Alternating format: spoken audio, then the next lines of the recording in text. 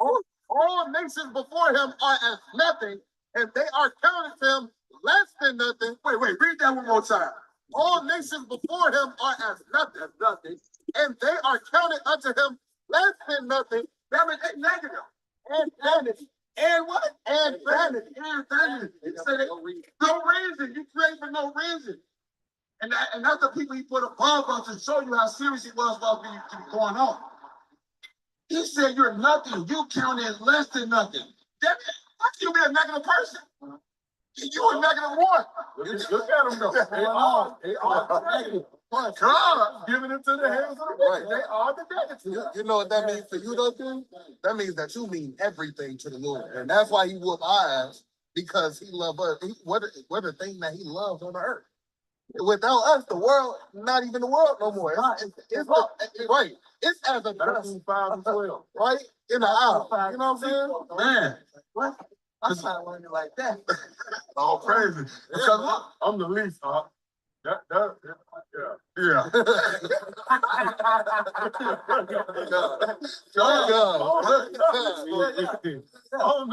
We don't know nothing. We don't know a damn thing. We just teaching the word of God.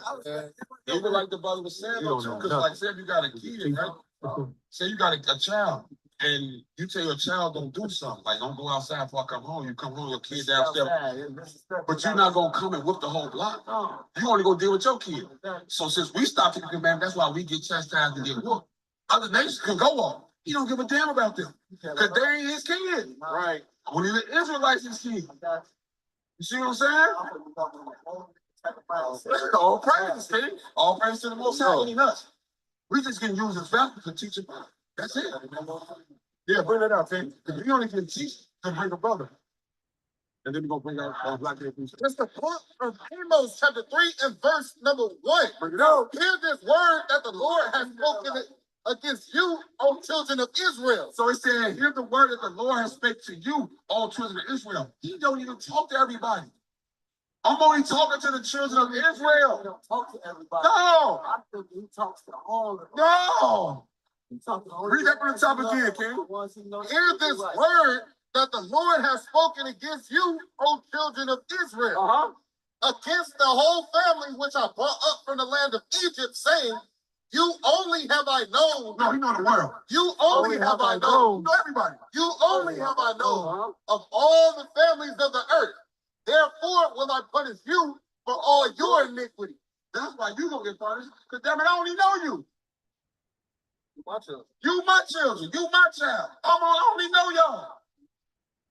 I only know y'all of all the families of the earth. Therefore, I'm gonna punish you for your iniquities. I'm gonna punish you for going off. I gave you rules. I gave you rules. I gave you house rules to do. That's it. It's just like you kid, you take chores. Like you take chores. Like you tell your kid, hey man, you do your chores, get good grades, you get whatever you want. All he told us to do is keep his laws and command. We get whatever we want. The world is ours. We already told you my child, this ain't for him, this for us. The world is ours. Right. It's ours, but we gotta come back and get it. Damn it, heaven ain't even for them. Right. Ain't no gate to heaven for them. It ain't. What you got, kids? Okay, put that. Give me that Revelation. Matthew chapter 5 and verse.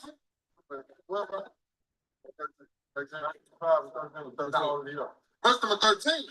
Ye are the salt of the earth. You the salt of the earth. We bring this damn world flavor. The blacks, Hispanics, Native Americans, Silver Indians. Without us, we're the best at everything we do. We bring the world flavor. Keep going. If the salt have lost its savor, where whence shall it be salted? We don't know that we're sorry. Why even have the ability to get the damn salt? Get the salt. If you lost your saving, you ain't spraying around. You're doing it all in the wicked side like they do. We got like that's like putting seasoning on your food and not being able to taste it like damn. I just put some damn salt, pepper, and you still can't taste it. It done lost its saving. It's like certain foods you're like, I don't even want it. I don't even want it. So it's like, what's the use to even get there if you ain't even working to do what you're supposed to do? Which is just simple. Keep my laws, statutes, commandments. That's it. Like, that's it. Keep the house rules. Keep the chores, bro. Listen to Pops. Look at Big Bro Yahweh who world is called Jesus Christ as our example. He walked down and showed us how we need to do it. He was Big Bro. He came to show us this is how we need to keep Pops lead.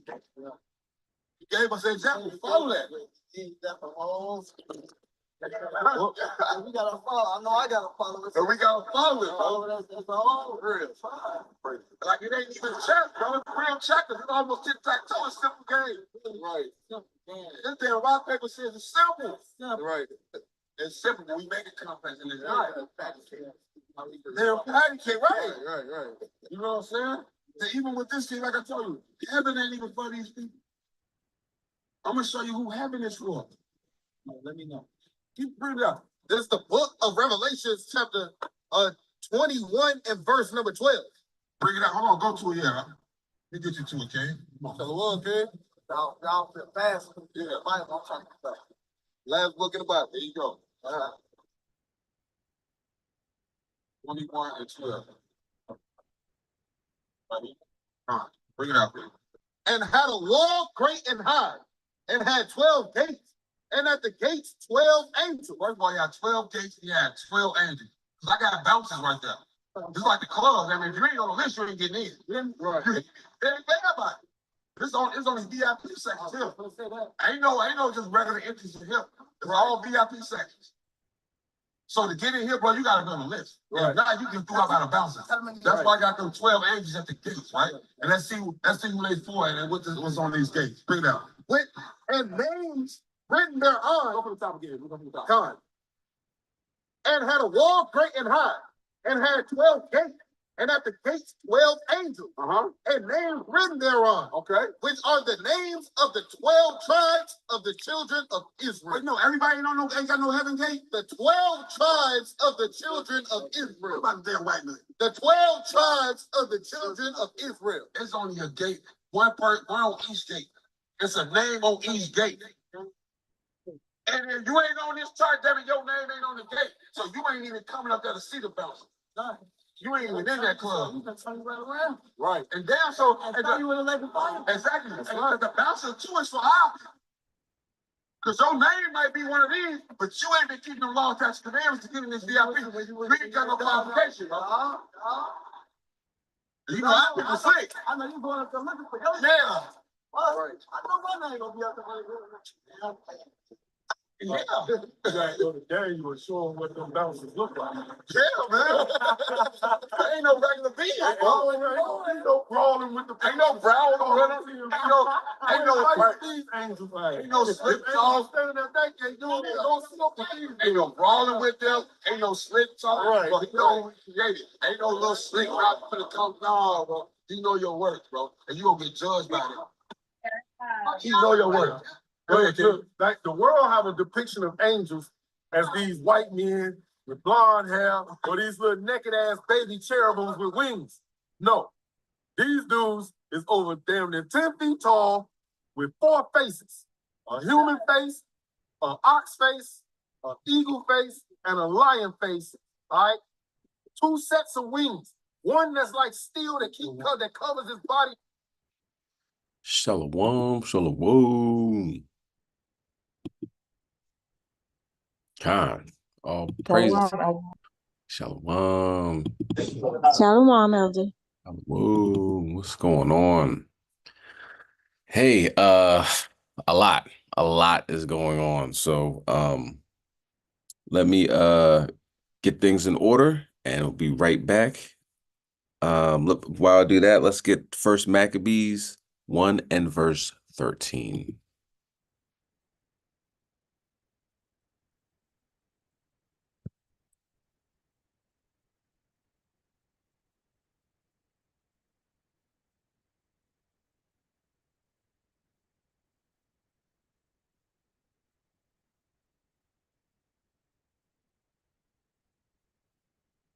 So,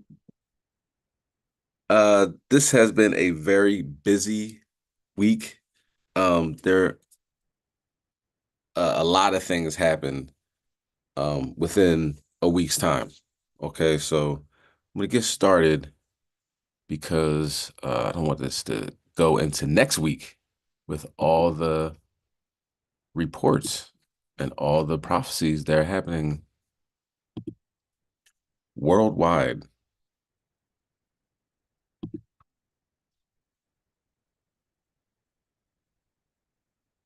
All right, so I'm going to bring that out. First Maccabees chapter 1 and verse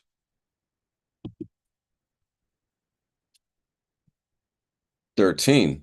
Then certain of the people were so forward therein that they went to the king, who gave them license to do after the ordinances of the heathen. So our people wanted to be like the heathen so much that they even went to the king and said, can we be like you? You know what I'm saying? There's people walking around now. There's nothing new under the sun.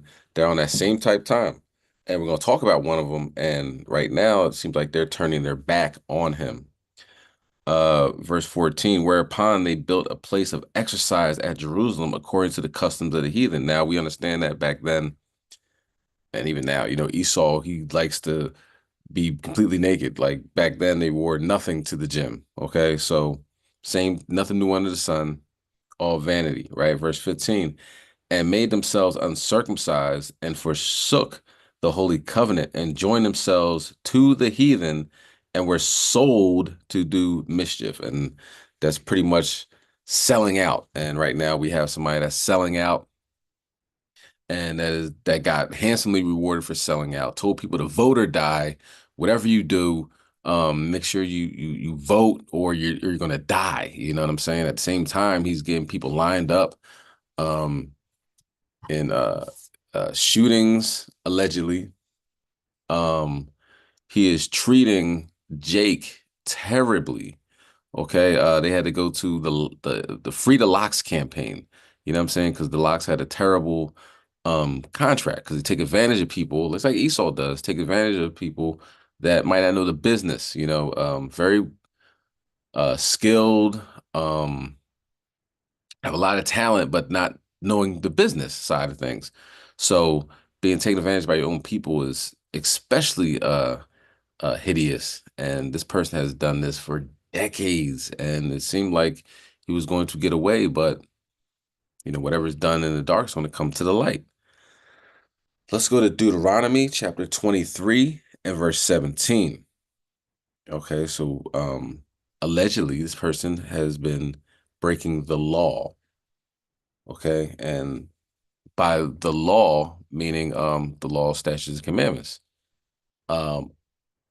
Apparently the feds finally got to him, and now these being tried will be tried under some pretty harsh circumstances like kidnapping and some things that will land you in prison for the rest of your life, quite possibly.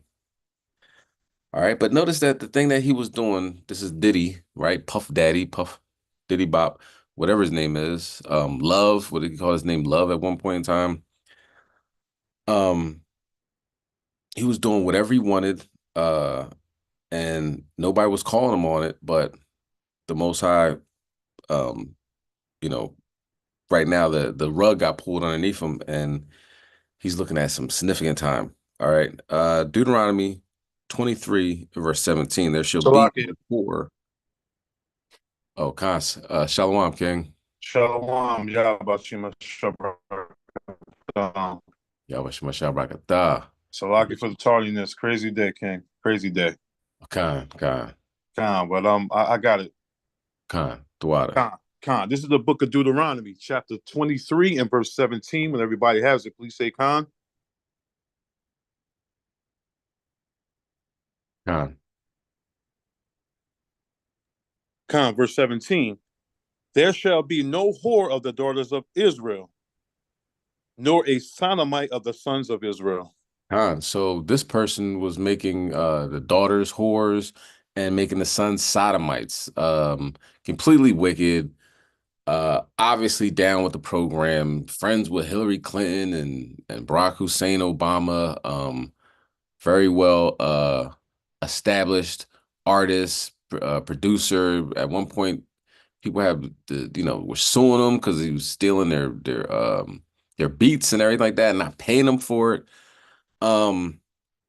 when it comes down to, this guy has decades worth of infractions against the Most High's chosen people.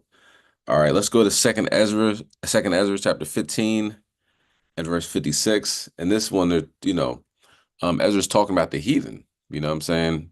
But this guy is on that type time, you know what I'm saying? I don't know if he's seen himself as Jake. He clearly, I would definitely assume that he knew that he was Israel, because he's in the music industry along with Kendrick Lamar and Kodak Black and people that said, we're the Israelites.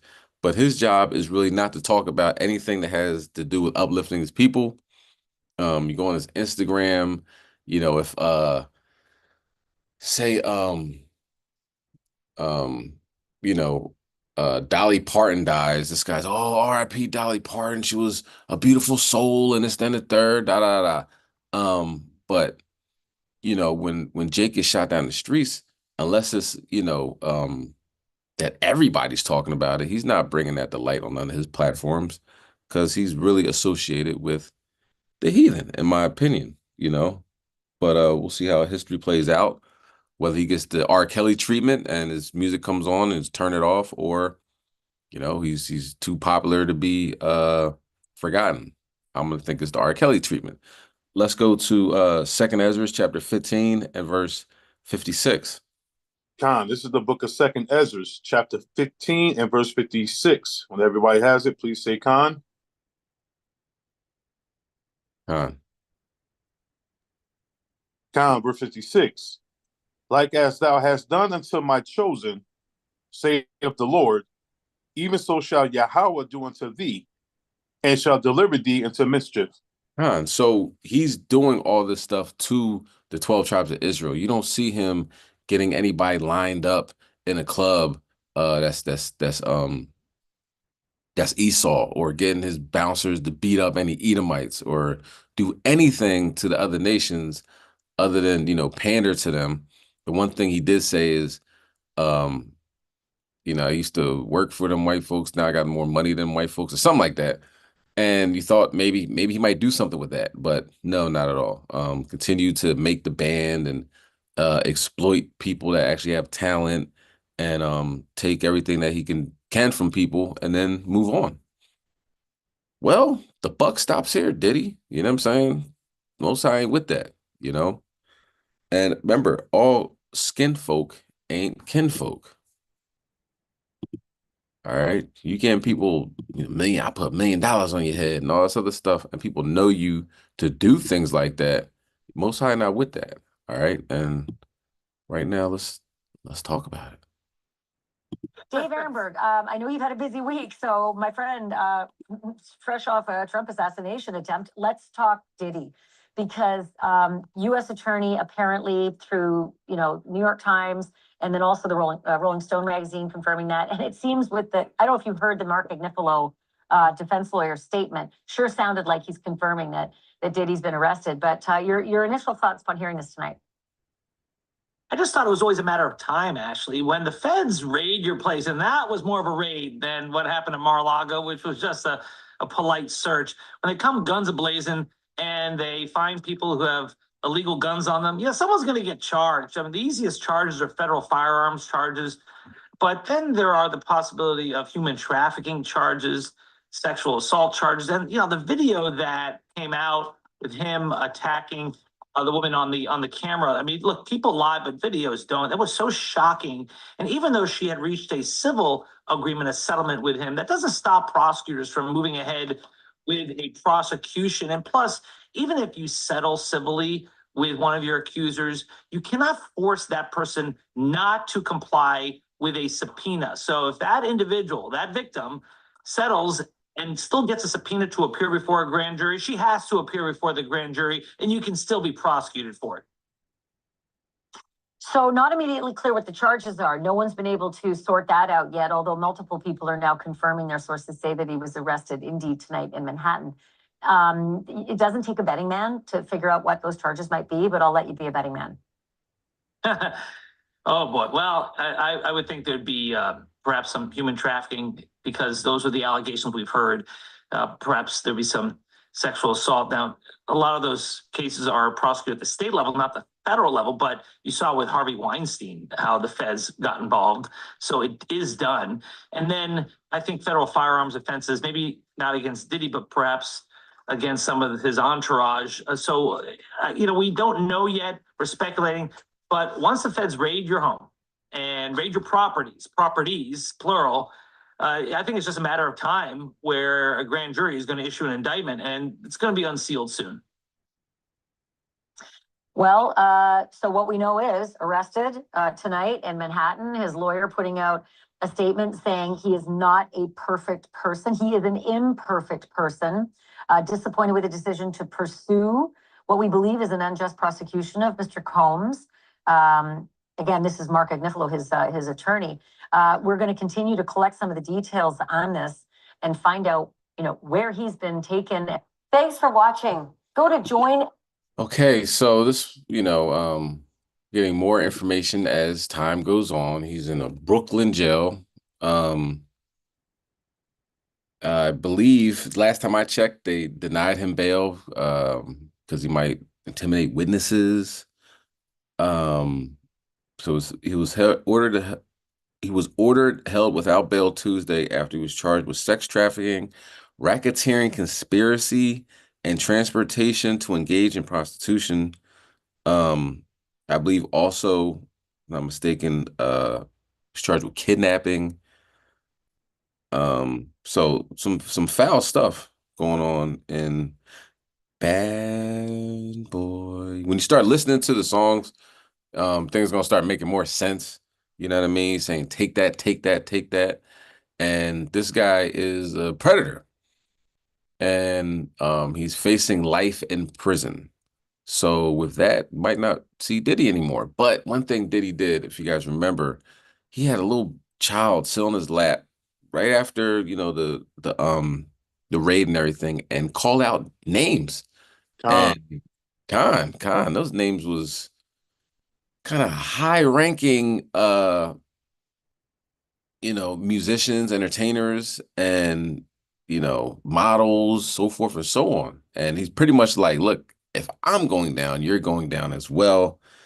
And let's see it. You know what I'm saying? All the people that idolize these rich and famous stars and see how they got their rich and their fame and their wealth through, colluding with the adversary, if you will. Very demonic stuff. This isn't, these aren't talented, filled people. Some people have talent, but they want the extras. They want the $20 million movies. They want their name in lights. So they take the talent that they have and sell their soul to Satan, and they have that fame.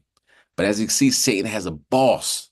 So who Satan works for is pulling the rug out from underneath Diddy and Most High Will and all those other perverts in the music industry and entertainment. Let's continue. Like I said, that in Second Ezra, the 15th chapter is talking about the heathen, but this dude is out heathening the heathen with his wickedness. You know what I'm saying? All right, but let's continue on.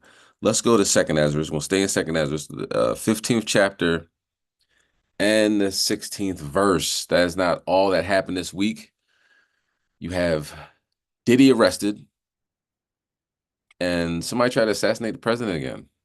Well, former president. But it seems like people are just trying to kill this guy. Okay, and this the Most High, bringing him to his knees, and he's definitely, if you haven't thought about it before, thinking about his life expectancy rate at this point, just playing golf. Okay, but let's bring that out. Second Ezra, chapter 15 and verse 16. Con, this is the book of Second Ezra, chapter 15 and verse 16. When everybody has it, please say Con.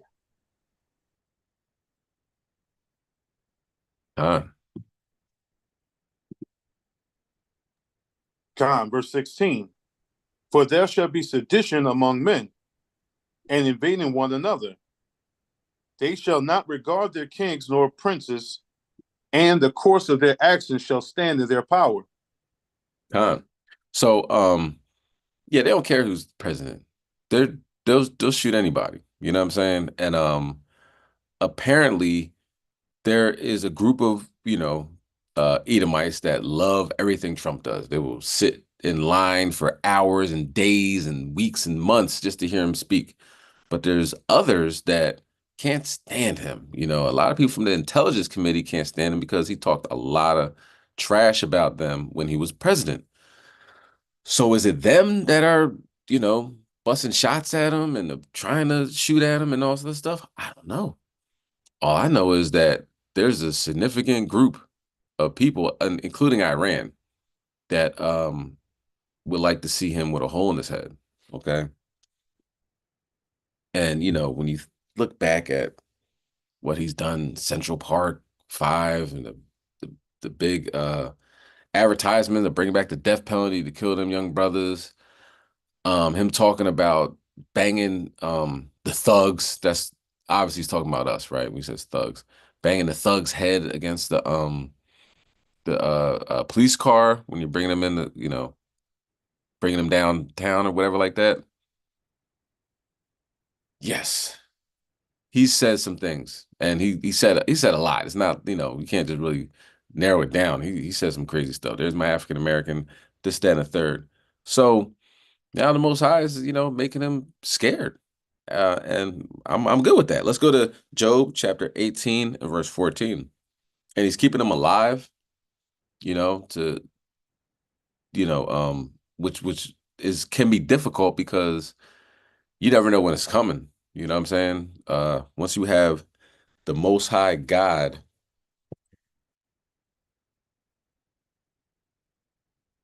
fitting to take you out, it has to be a rough life. But he's going to continue on, and I think today actually there was, I don't know how true the report was. They're saying that a car was stopped at one of his rallies that had a bomb in it. I don't know if that's the case. I heard other reports that it wasn't a bomb in it, but either way, whether it's true or not, every other day this guy is getting assassination attempt. You know what I'm saying? So, welcome to the real New World Order, where the Most High runs everything. Okay, let's go to Job chapter 18, verse 14. Baba Kashaw. Khan, this is the book of Job, chapter 18 and verse 14. When everybody has it, please say Khan. Khan. Khan, verse 14. His confidence shall be rooted out of his tabernacle, and it shall bring him to the king of terrors. Khan. So as confident and prideful as Esau has been, and now, he was raising his hand when they tried to shoot off his ear or blow his head off or whatever. Now he's probably like thinking about, what did I get myself into? Because he plays golf. He said it wasn't scheduled. It was something that I might as well just do this. I'm going to do this, right? Play some golf.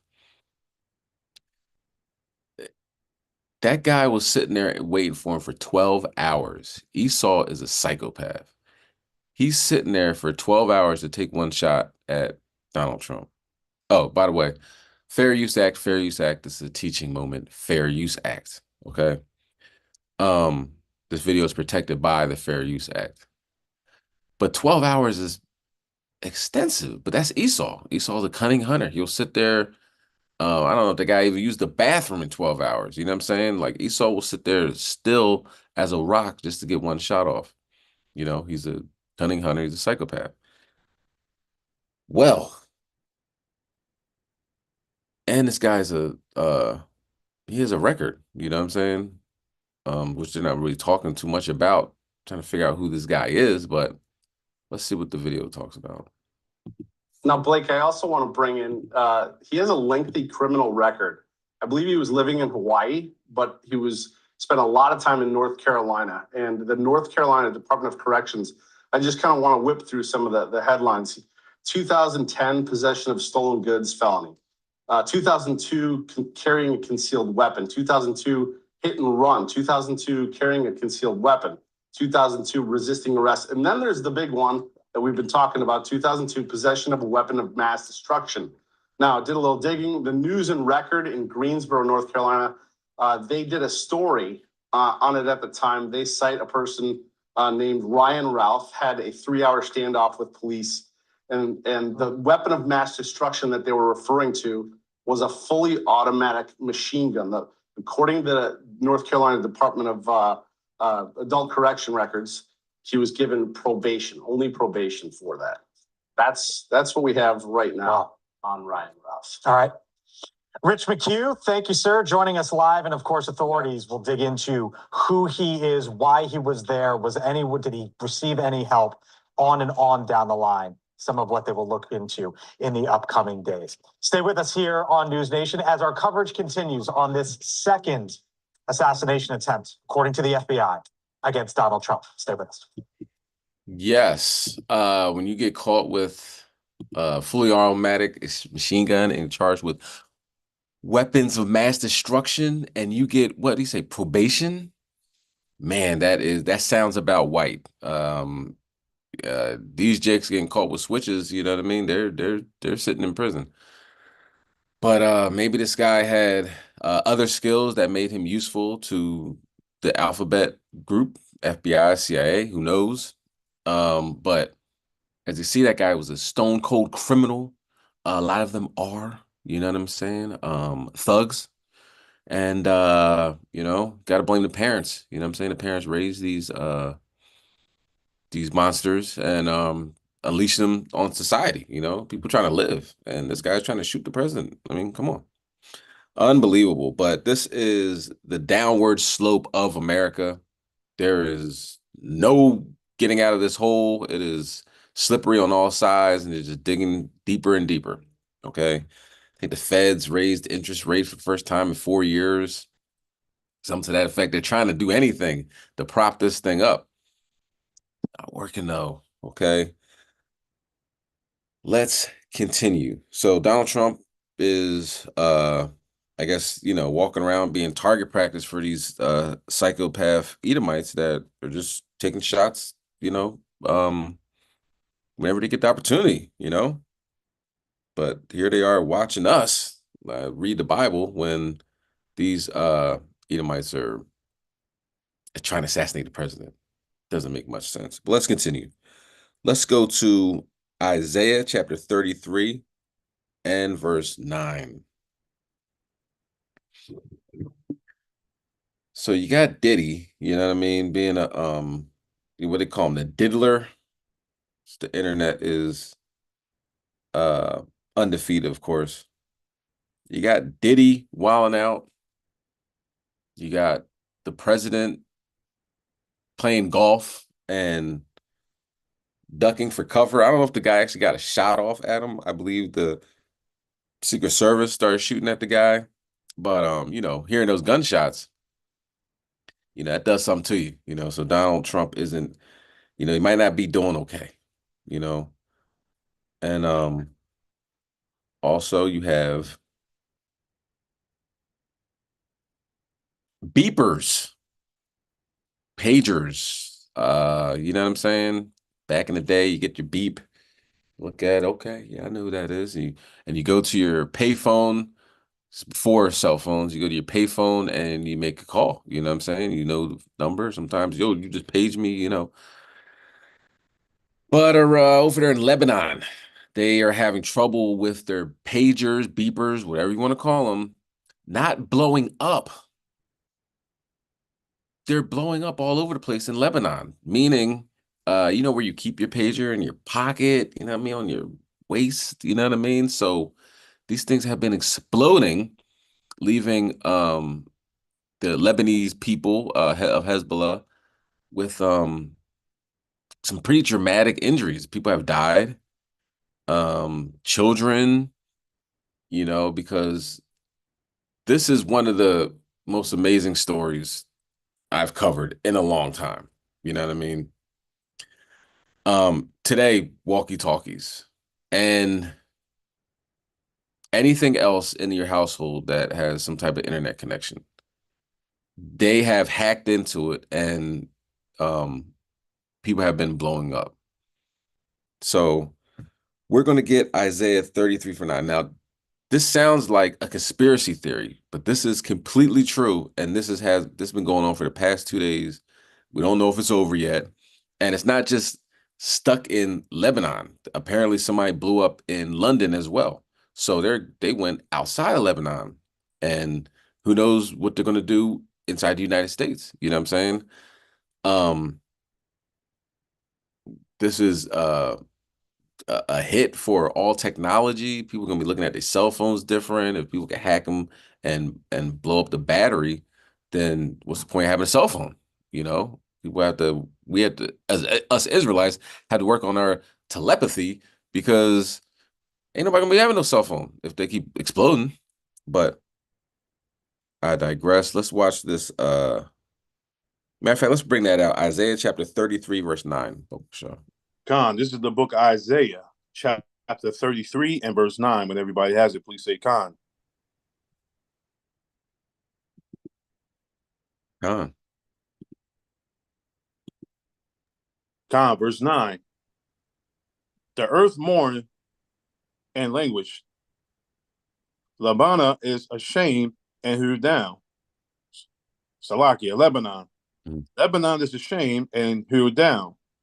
Sharon is like a wilderness, and Bashan and Carmel shake off their fruits. Khan, go ahead.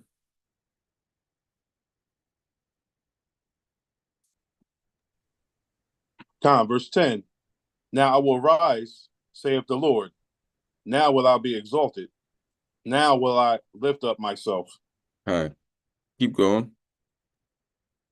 Ye shall conceive chaff, ye shall bring forth stubble, your breath as fire shall devour you. So right now, Lebanon is in a bad shape because Hezbollah, their fighters, all had these pagers. And at the same time, Israel blew them up.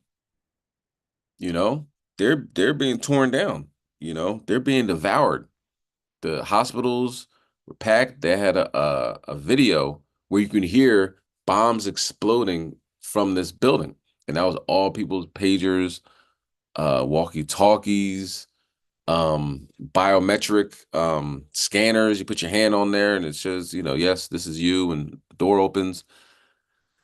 Things were just exploding all day today. This is crazy. Okay. Go ahead, read next verse. Verse 12. Yeah. And the people shall be as burning of lime. As thorns cut up shall they be burned and fired. Tore people, their hands torn off. They're making mockery, like the, genitalia area gone. Depending on where it was at, some people had in their cars, people in their cars got blown up with it. People on motorcycles, they blew up motorcycles. So anything they get their hand on, and they released a statement saying, if we're showing you we can do this, we can do a lot more, pretty much. All right. The Most High gave them the ability to be blessed with the sword, and they most certainly are. 'Cause this is like one of the craziest stories probably of the year. This is, I would say like Lebanon's 9/11. You know what I'm saying? It'll maybe garner support of the whole nation to, we got to stop these people, man. Um, they'll be having them go crazy, wondering what's going to happen next, with something like this. Thousands of people got injured. Okay. Read verse 13. Verse 13. Hear ye that are far off what I have done, and ye that are near acknowledge my might. And when it comes down to, say, like the Amalekites did this, this is the work of Yahweh Shem Yahweh Shai. And maybe telepathy is the way. You know what I'm saying? We're gonna have to be, like, oh, you're tired. I was just thinking about you, man. You know what I'm saying? Let me holler at you because, these phones, this is something that we can't go back. Once you went this far, there's no going back. This is something of reality that somebody can hack your phone and have it blow up while it's in your pocket because it's been done. All right, obviously, and now it's been done on a massive scale. Okay, let's get Zephaniah 1 verse 17. And this is a trailer for a movie called Cell. This is a movie by Stephen King, 2016, Samuel Jackson, John Cusack, right? Watch this trailer. If you want to watch the movie, I definitely recommend it now. You know what I'm saying? But it seemed kind of cryptic back then, like Stephen King knew something. Well, apparently he did, or on his producers or something. But watch this trailer. Tell me what you think.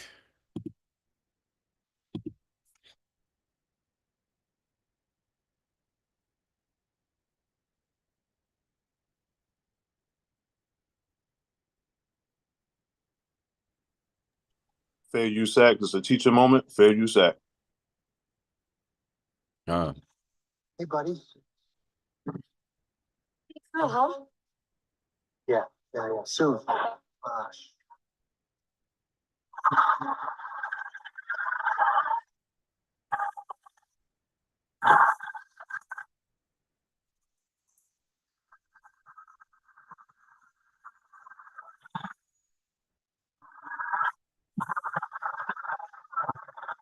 It's terrorists, right? It's gotta be terrorists. We're gonna survive. People are gonna die. You okay? They act for the good of the group as a whole. They may be the next stage of human evolution. What's happening now is more than temporary anarchy.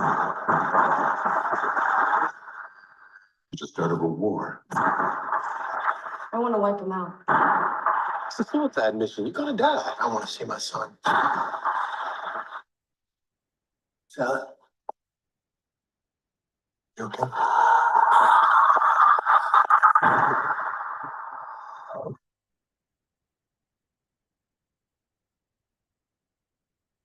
Do not withhold your mercy from us, O Lord.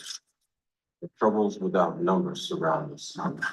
May your love and your truth protect us. For here lies the dead. Dust of the earth.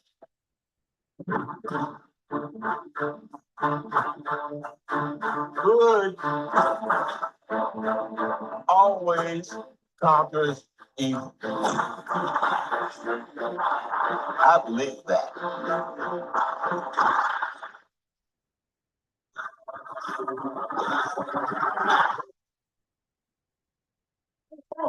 Are you coming home? I just want to see the come home. Johnny's voice. No, it's not. Joe, that is not your son. Clay.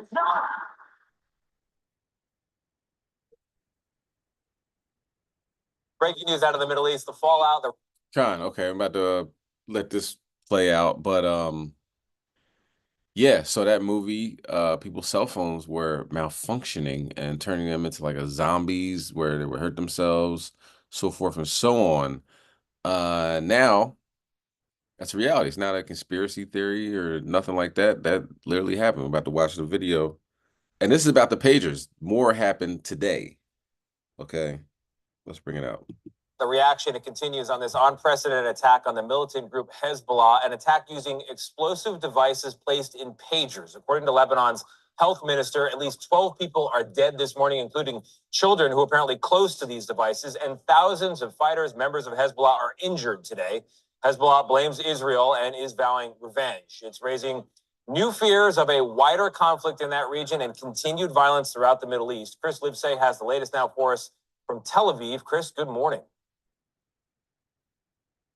Good morning, Tony. Well, Hezbollah is clearly reeling from that unlikely attack. And while Israel has not claimed responsibility, it is nonetheless bracing for retaliation. In a region defined by brazen attacks, this one was unlike any other. Pagers in the pockets, hands, and vehicles of Hezbollah militants exploding simultaneously in streets and grocery stores, all the way to the Iranian ambassador in Lebanon, who escaped with minor injuries. Throngs more flooded hospitals with severed limbs and bloodied faces. But the most stinging blow is psychological and operational. It is devastating too is their confidence in their ability to securely communicate and just the entire structure of how they supply themselves with weapons, communications tools, and all the other materiel that go into maintaining a military force. The vexing question for Hezbollah, how? Initial reports suggest the beepers were tampered with before they were imported into Lebanon, booby-trapped with as little as 1 or 2 ounces of high explosives. American officials have pointed to a Taiwanese company as the supplier. That supplier says the beepers were made by a licensing partner based in Hungary. Several months ago, Hezbollah leader Hassan Nasrallah told his men to get rid of their smartphones to evade Israeli tracking. Backed by Iran, Hezbollah has been exchanging fire with Israel for nearly a year, forcing tens of thousands of Israelis to flee their homes on the country's northern border. Israel has vowed to end the fighting, and if necessary, through force. Seema Shine is ex-head of research at Mossad, Israel's foreign intelligence agency. It's a warning. It could be also, of course, if Israel did it, it has to take into account that Hezbollah will retaliate, and we are escalating to a kind of a war. Short, long, I don't know, but a war. This morning, Hezbollah issued a statement saying Israel should expect retaliation, but taken by surprise as they were, Hezbollah must also be weighing if there are more security breaches that have yet to be exploited. Tony? You gotta wonder what next. Chris Livesay for us in Israel. Chris, thank you very much. Slacky, let's go down to verse 17. Zephaniah chapter 1 and verse 17. Khan, this is the book of Zephaniah, chapter 1 and verse 17. When everybody has it, please say Khan. Khan. Khan, verse 17. Salaki, verse 18. 17. Khan, 17. Mm-hmm. And I will bring distress upon the men, that they shall walk like blind men, because they have sinned against the Lord. And their blood shall be poured out as dust, and their flesh as the dung. Khan. So 500 Hezbollah fighters. I don't know if they're fighters, but Hezbollah, people that are in the administration that have beepers, yada, yada, yada. 500 of them are now blind. Now, this was yesterday. I don't know about today, because what they will do is they would page them. You know what I'm saying? So you obviously get a pager. You got to look down and see what it is. The thing blows up in front of them. I think yesterday about 12 people died. I think today 9 people died. So roughly 20, give or take a few, have died. And about thousands, I would say at least 2,000, if not more, maybe 3,000, have been injured. And injuries coming from their hand getting blown off, their testicles on the ground, their hip is gone, you know what I'm saying? Leg amputated, whatever. And like I said, children have died as well because they were around people, you know what I mean? If it went off and the child was sitting right there, next to their dad or whatever, they got blown up as well. And obviously, it looks like the Taiwanese are involved. These Moabites provided the equipment, said it was subcontracted to Hungary, and then given to Ishmael. Well, that is a lot of heathen on heathen crime. Has nothing to do with us as far as having anything to do with anything, but we can just continue to watch and see how this plays out. Whether iPhones and Androids will be next, and if they will take a hit on the global market, because like I said, who wants to have a cell phone that explodes? Not I, okay? But let's continue on with the good word and go to Habakkuk chapter 3 and verse 11.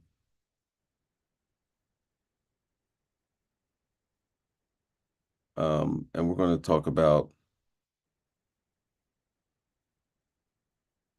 what is, Salakia.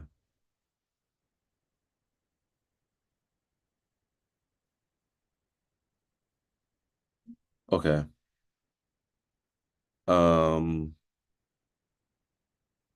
Yes. Habakkuk chapter 3, verse 11, Baba Kashar. Khan, this is the book of Habakkuk, chapter 3 and verse 11. When everybody has it, please say Khan. Khan. Khan, verse 11. The sun and moon stood still in their habitation. At the light of thy arrows they went, and at the shining of thy glittering spear. Khan, go ahead. Thou didst march through the land in indignation. Thou didst thresh the heathen in anger. Khan, so let's check this video out. The Yemenis fired a hypersonic missile that hit Tel Aviv.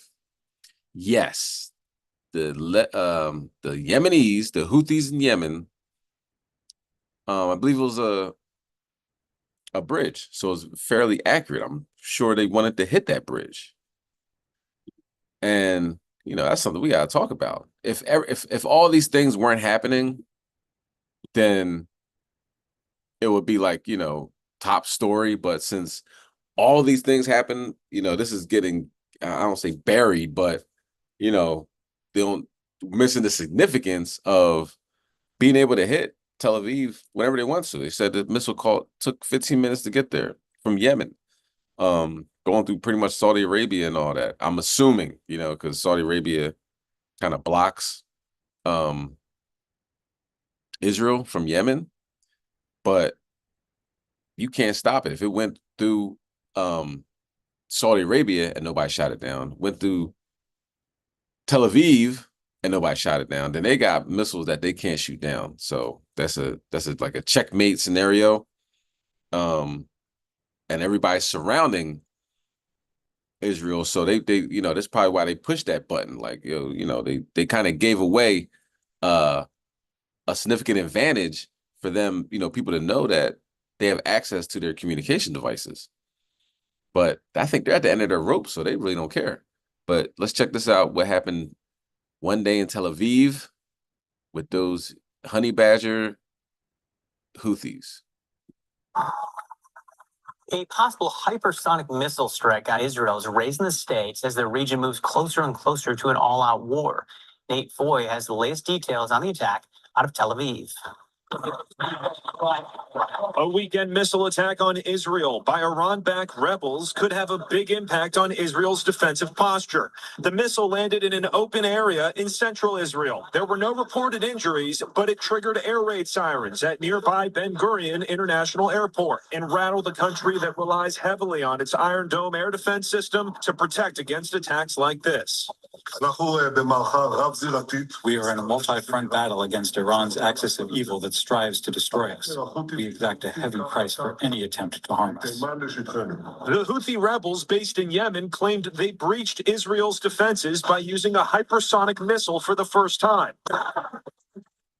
On Monday, Iran's president denied his country supplied the rebels with hypersonic weapons and opened the door for de-escalation talks with the U.S. That's a sharp contrast to the Houthis, who threatened more attacks in the coming days. The Israeli enemy should expect more strikes and upcoming special operations as we approach the first anniversary of the blessed October 7th operation. Fighting is also escalating with Hezbollah along Israel's northern border, leading some to suggest a direct conflict with Iran could be inevitable. Where did a bunch of rebels and outlaws from the mountains of Yemen get the missiles to make these attacks? They got it from Iran. Israel's defense minister Yoav Gallant said Monday the only way the displaced Israeli residents in the north can return to their homes is through military force. In Tel Aviv, Nate Foy. All right. So those Yemenis are they said, we're not gonna stop. This ain't over yet. Okay. So Ishmael coming at Amalek. Let's continue. All right, let's go to Isaiah 1 verse 7. So the Yemenis have hypersonic technology. So does North Korea. So does Iran. So does Russia and I'm assuming China does. I don't see why they wouldn't, but everyone else pretty much, tested their rockets out. And as you see, Yemen tested it out on Tel Aviv. So let's continue. All right, let's bring that out. Isaiah chapter 1 and verse 7. Khan, this is the book of Isaiah, chapter 1 and verse 7. When everybody has it, please say Khan. Khan. Khan, verse 7. Your country is desolate. Your cities are burned with fire. Your land, strangers devour it in your presence. And it is desolate as overthrown by strangers. Khan, let's not forget this land was given to the so-called Native Americans, so-called, to the so-called Seminole Indians, Gad and Reuben. 10 tribes throughout, from the North America to South America. And, were conquered, brought low, given a whole nother speech, names, everything. You know what I mean? And of course, at that time, they would tell you how all the rivers and, the fresh waters, they really took the water system, or Watson, I don't know, the water system very, seriously. Like now they want to, put the Dakota pipeline through their water system and everything, but they understand how precious water is until you don't have it anymore. You go to Nigeria where they would go, digging for oil and everything like that, and the one mishap, that whole ecosystem's done. It's just water, just or oil just bubbling over to the water, and you can't drink it no more. All right, and that's Esau. Esau will destroy a place. And as you can see, this is in Dewey Beach, Delaware. With all the distractions happening worldwide, something as important as this, medical waste coming up on the beach. All right, so this is the downfall of Babylon. A warning for beachgoers in Delaware: the coastline along Dewey Beach is temporarily closed to swimming after medical waste washed ashore. Town officials say the closure comes out of an abundance of caution. No word yet where the waste came from. And you can guarantee that, it had to be a significant amount of waste for them to close off the beach. You know what I'm saying? One needle, one bag of, biohazard trash ain't gonna do it. So, just dump trash anywhere, dump medical waste anywhere, because they're using this place as, like a stopping ground. Like, they're using this place for rent and they're gonna move somewhere else. Like there's gonna be another planet. They really believe that they're gonna go to Mars with Elon Musk or inhabit the moon or something like that. So the place that they live in and that their children will grow up in, well, if it's been the Most High's will, they won't grow up in. But that's the mentality of wicked people. All right, now let's go to Sirach chapter 26 and verse 12. We'll talk about this female. We're gonna talk about last week. She, was allegedly killed by or unalived by a migrant. And the story is pretty disturbing. And the reason why I want to bring this story out is because one thing that, we'll bring out at camp or whatever is just letting our sisters know, dress modestly, dress, you don't have to wear everything all tight and revealing and this, that, and the third, wear clothes that cover yourself up. Because you have some real predators out there. You know what I'm saying? We started off with Diddy. He is definitely on some predatory type time. But there's people that, Diddy's predatory behavior gets masked by his money. And people are like, oh, well, he can't be that bad. He has a Bentley. But then, you got this guy who's driving an Uber who was completely, a psychopath, right? And running into this woman who obviously was dressing very provocative because she's a stripper.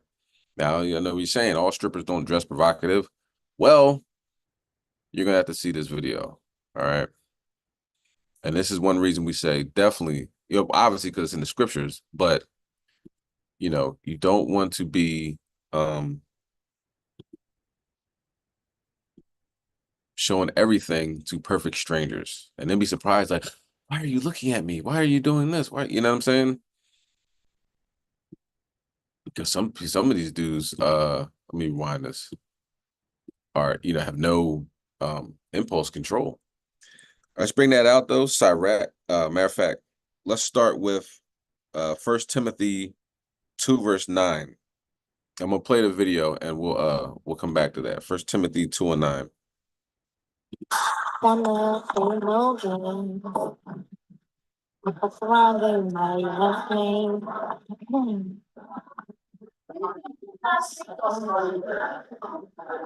Okay, everybody watching, ain't nobody talking to me. Y'all, I'm by myself. I'm bored. About to go see what San Francisco City talking about. I'm a little tipsy.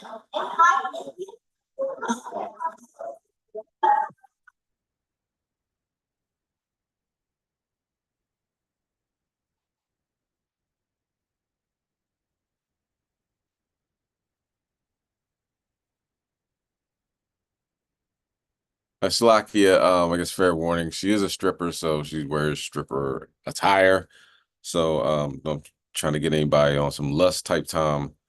But hopefully not, because this is a serious topic, and you know, don't let what you see overshadow the point. You bring that out, 1 Timothy 2 and 9. Con, this is the book of 1 Timothy, chapter 2 and verse 9, and it reads, "And like manner also, that women adorn themselves in modest apparel, with shamefacedness and sobriety, not with broided hair, or gold, or pearls, or costly array." Not dressed like a harlot, you know what I'm saying? That's the attire of harlots. Now let's watch. We're not gonna watch this whole thing, but we'll watch some, get the idea of what happened and why this is a story. News on the city's near south side. IMPD is investigating a person killed. Their body was just found this afternoon. Tonight, we're learning more about a woman allegedly murdered by her Uber driver. In the days since her body was found on Indy's northeast side, IMPD now says they've managed to track down the suspect. Women, girls, mothers, they have a right to exist freely in our community without fear of something heinous happening to them. They have a right to walk, bike, order a ride share without fearing something bad will happen to them.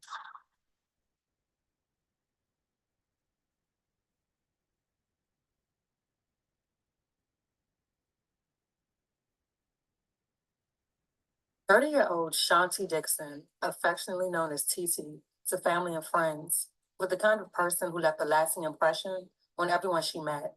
She was goofy, always laughing, and full of joy, with a caring nature that made her the heart of her circle. Her infectious happiness and dedication were qualities that her loved ones admired deeply.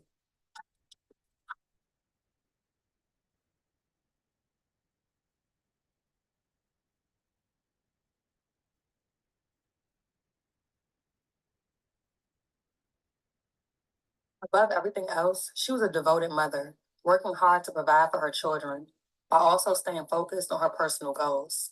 In addition to being a loving mother, Shanti was a dancer at a local club.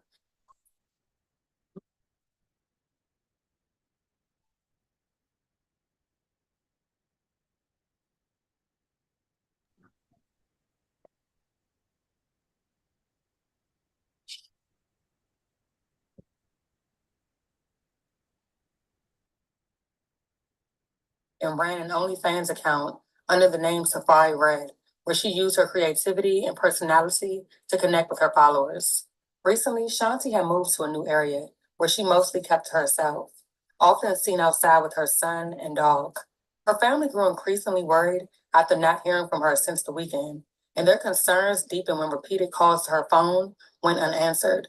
Investigators confirmed that her family had reported her missing on Monday morning as they anxiously searched for answers regarding her sudden and unexplained disappearance.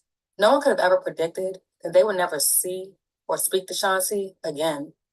Shortly after 1 p.m. on September 9th, IMPD responded to the 1800 block of Wagner Lane on the city's near southeast side after Shanti's mother and aunt called and reported finding a dead body near a wooded area. Upon arrival to the scene, they would discover the body of a nude adult female. Right now on Wagner Lane, this is near East Raymond Street and South Sherman Drive. Karen Campbell joins us there live. Karen, what have you learned?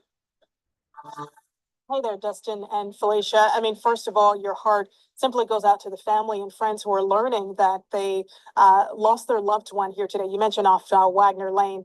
Now, police are still investigating this scene. They tell us that they found a woman's body in the wood line.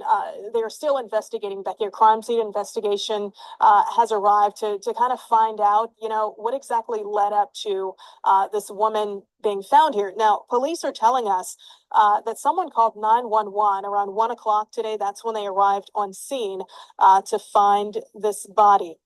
Investigators say the woman, who of course has not yet been identified, she was reported missing by family this morning because family says that they haven't heard from her since this weekend. The victim was positively identified as 30-year-old Shanti Dixon, who was sadly pronounced dead at the scene after succumbing to multiple gunshot wounds, including a shot to the head. Her own mother and aunt would find her naked, face down, with a sweatshirt above her arms, just feet away from the new home she recently moved into for a fresh start. Determined and deeply concerned for Shanti's safety, her family decided to take matters into their own hands. Rather than waiting for the police to act, they used ping location technology to track down her phone themselves. Now, police are now canvassing the area, speaking with witnesses to find out how this could have happened. This is a densely populated area. You know, there are children getting on and off school buses here. There's people leaving for work. You know, children are playing out here as the weather's still nice, and to encounter something disturbing nature of that instance, it's heartbreaking.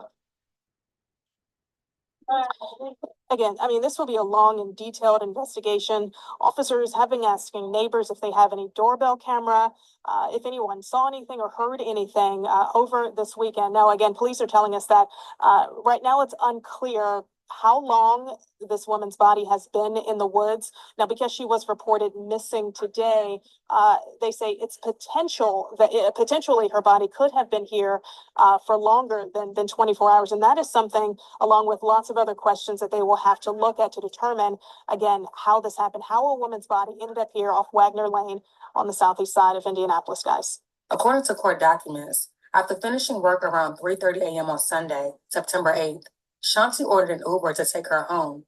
However, she never arrived.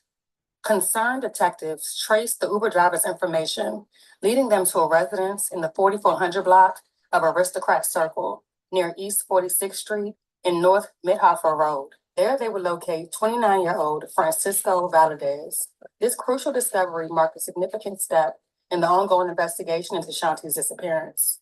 According to court documents, Valdez initially told police that a man dressed in black attempted to rob Shanti before shooting her in the thigh, before admitting to shooting Shanti in the head while he was attempting to have sex with her in the back of his car. He then claimed that a comment Shanti made regarding the size of his manhood made him upset, and the fact that she was laughing at him, so he shot her in the head. He then dragged her body from the vehicle and placed it behind a concrete barrier at the dead end of Wagner Lane. He then committed the unthinkable, violating her deceased body before fleeing the scene, abandoning her bullet-ridden remains, leaving her family to discover her the very next day. Shanti's neighbor was deeply shocked to learn that she had died so close to home. The neighbor emphasized the strong sense of community in the area, where residents typically looked out for one another, making the tragic event even more unsettling. Neighbors say Dixon lived less than 100 yards away from where her body was found, and that she just moved in about a week ago. It affects us a lot because now it's like we don't know. You know what I'm saying? And most of the girls out here are single moms and stuff. There's not a man figure there. So All right, let's get Cyrac 26 and 12, right? For anybody says, well, just because she was wearing that didn't mean that that had to happen. Absolutely. Absolutely. I agree with you 100%. But you have to understand that when you get picked up by an Uber, right, at 3:30 in the morning, your stripper, that this guy is just, depending on who it is, some guys don't care, you know what I mean? I'm just doing my job. But some dudes like, obviously I can probably sleep with this woman, you know what I mean? And not have to pay anything because I think she's a harlot, right? So who knows what really happened in the back of that car, because right now she's not able to chime in, right? But what he says that they actually slept together at 3:30 in the morning in the back of his car, and she laughed at him and he shot her, and then he ended up like having sex with a dead body. So some people out there are just far gone. You do not want to activate them. Do you know what I'm saying? And wearing modest apparel is like a covering. It's not like a covering, it is a covering. Let's bring that out. Sirach chapter 26 and verse 12. Khan, this is the book of Ecclesiasticus, Sirach chapter 26 and verse 12, and it reads, she will open her mouth as a thirsty traveler when he have found a fountain, and drink of every water near her. But every hedge will she sit down and open her quiver against every arrow. You know what I'm saying? And living that life, negative things tend to happen, and this will be one of them. You know what I mean? But the Most High says, you got to dress in modest apparel, and treat you, to not use your body, you know what I mean, for money and personal gain, this, that, and the third, because it will end up backfiring in these last days, as you can see in that last clip. All right, so let's go to stay in Sirach. Let's go to Sirach 36 and verse 10. All right. One thing that we gotta expect and enjoy is that when these world leaders are fighting against each other and say openly that they don't like each other, that's caused dissension among the ranks. Okay. And here comes the Pope, right? I'm surprised he's still alive, but Most High, I'm sure, has plans for him. But he says pretty much to hell with Kamala and Trump. He said one's a baby killer, another one can't stand migrants or whatever. So I don't know how many people actually listen to the Pope anyway, but obviously he has a calling, or not a calling, a following, you know what I'm saying, of naive heathens and Jake, right? But more than anything, I'm looking at these videos, is heathens and Africans are heathens too, but you see a black man in there, it's a possibility just a Hamite.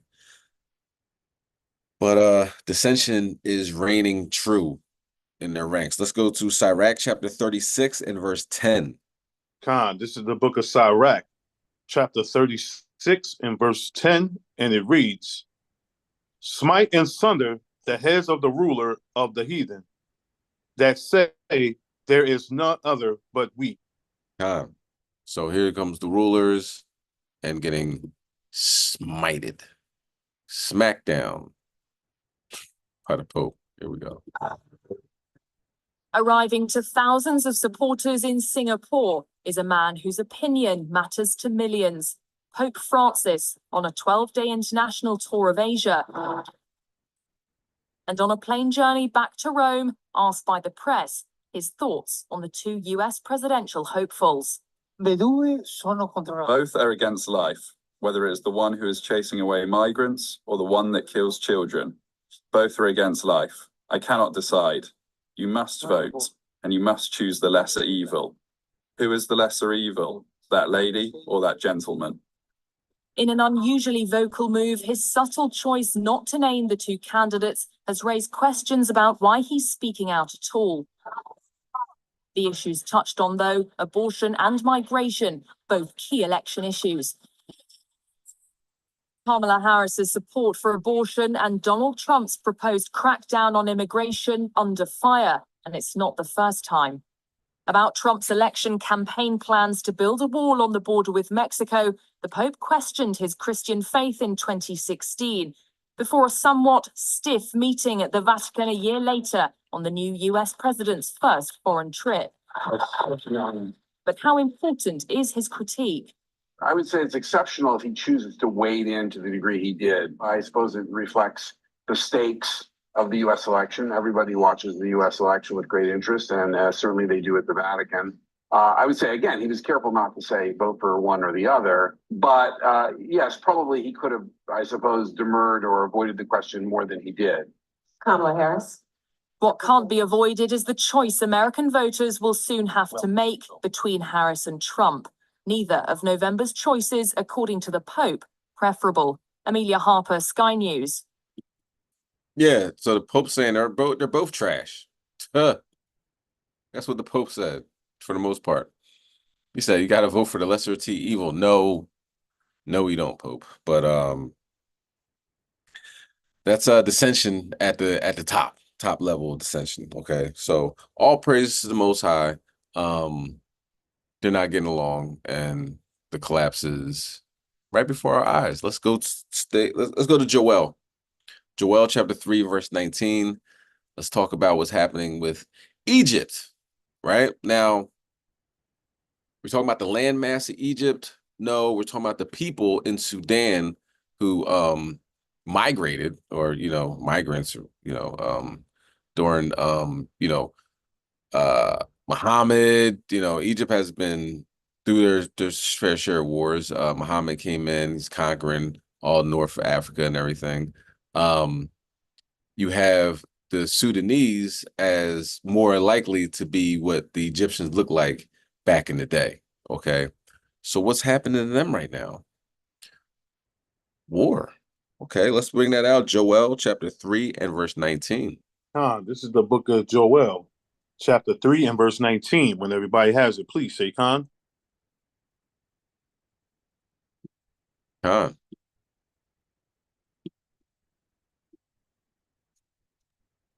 Verse 19.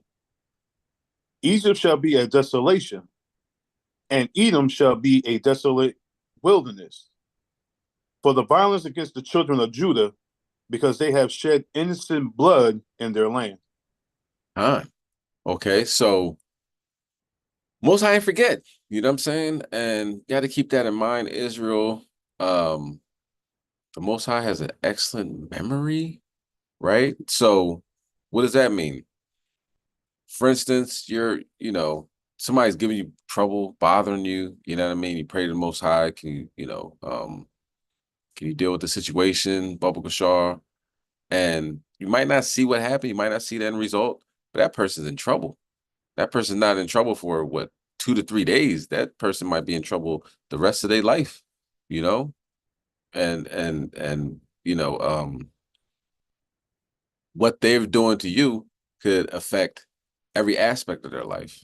Okay, so right now the Egyptians, I mean, they're in bad shape, man. We're gonna watch a little bit of this. It's 15 minutes. We're not gonna watch the whole thing, but just so you get the understanding of Sudan's in bad shape, and nobody's doing anything about it. Nobody's talking about it. It's not on anybody's radar. You're talking about Ukraine and Iran and all those other places.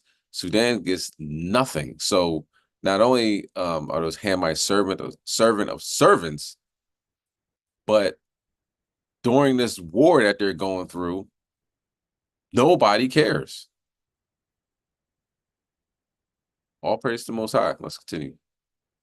And where UN fact-finding mission has reported harrowing human rights violations, many of which amount to war crimes committed by both the Sudanese army and the paramilitary Rapid Support Forces.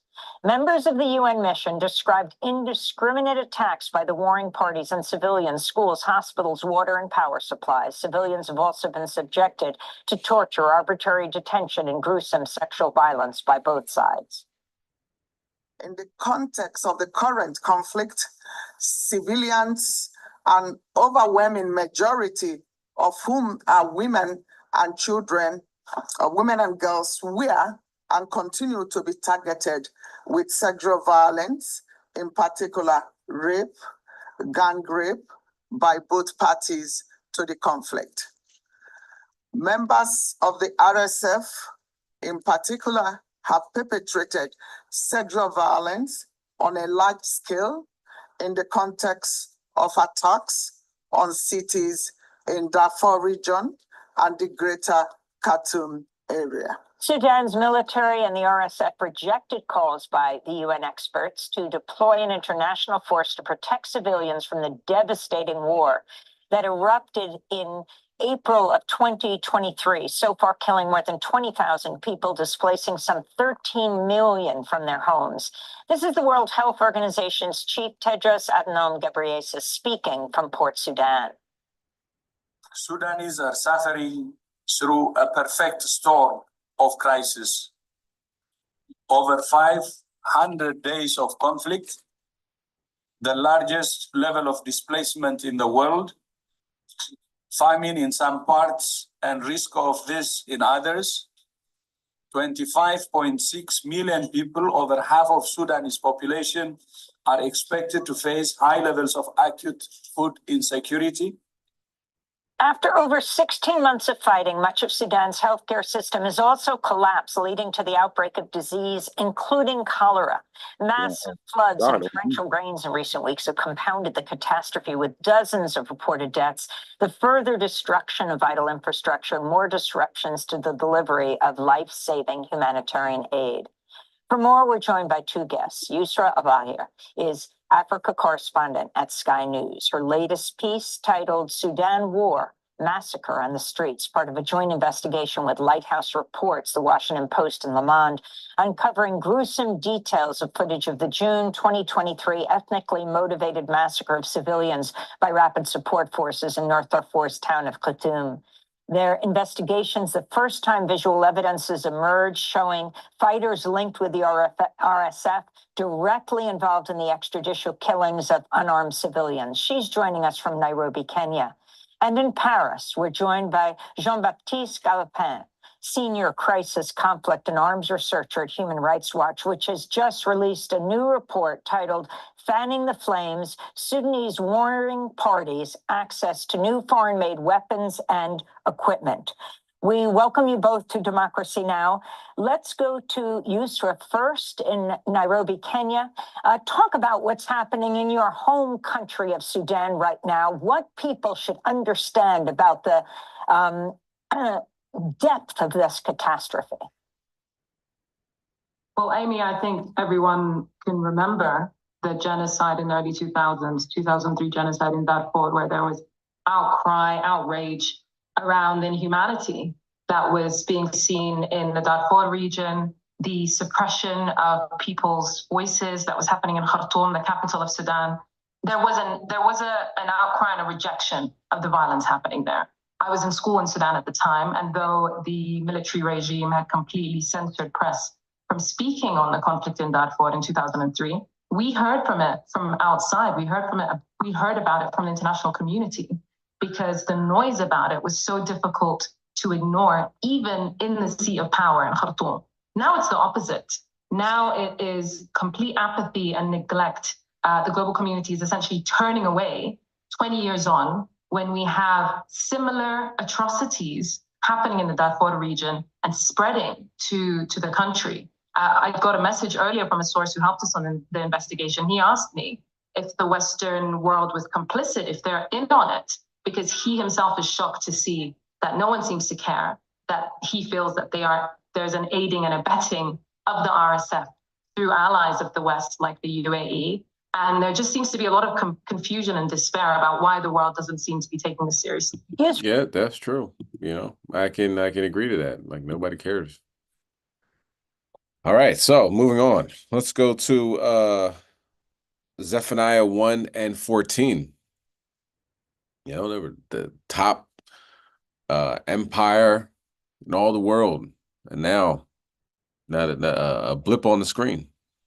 You know what I mean? Kicked out of the country in Sudan, tall stature, and now they're just killing each other.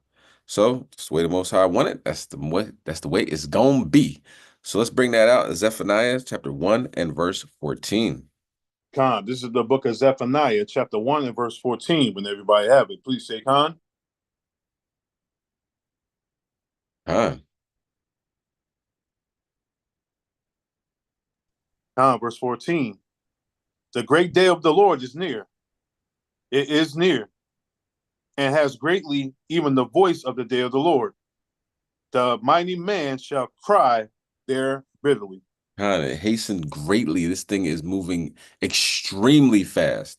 Notice what we didn't talk about today yet.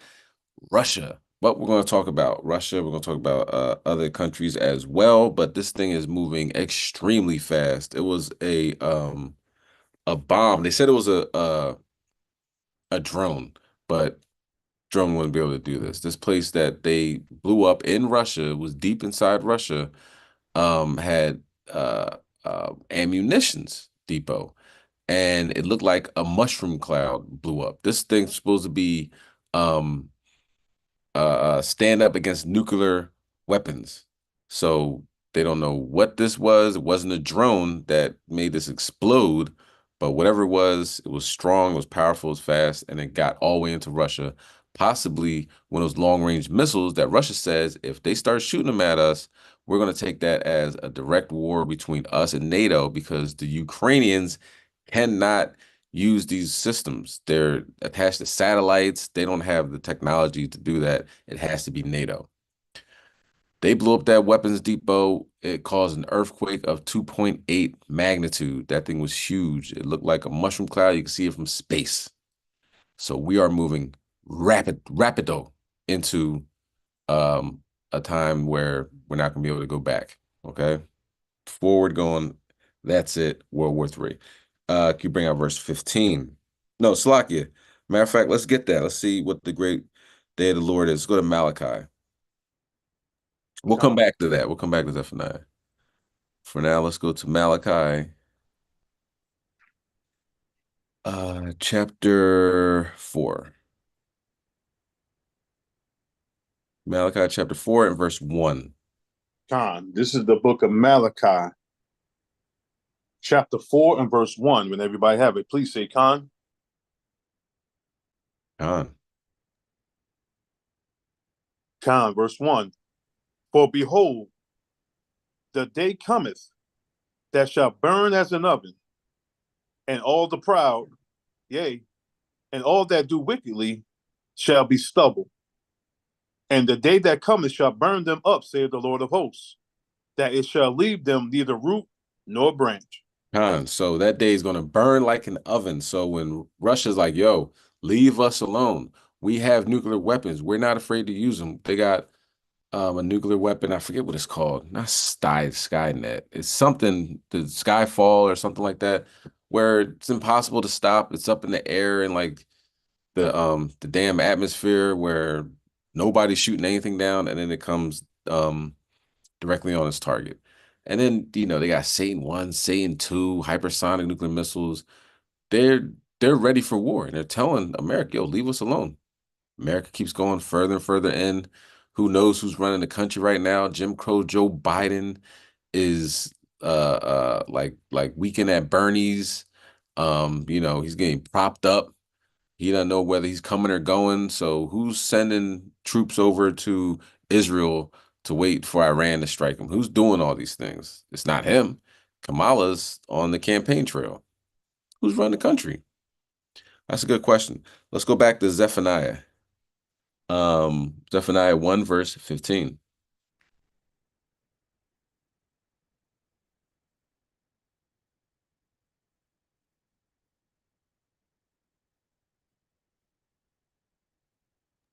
Khan, this is the book of Zephaniah, chapter 1 and verse 15.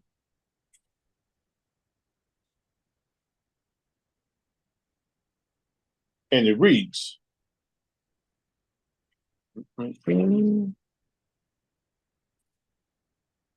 that day is a day of wrath, a day of trouble and distress, a day of wasteness and desolation, a day of darkness and gloominess, a day of clouds and thick darkness.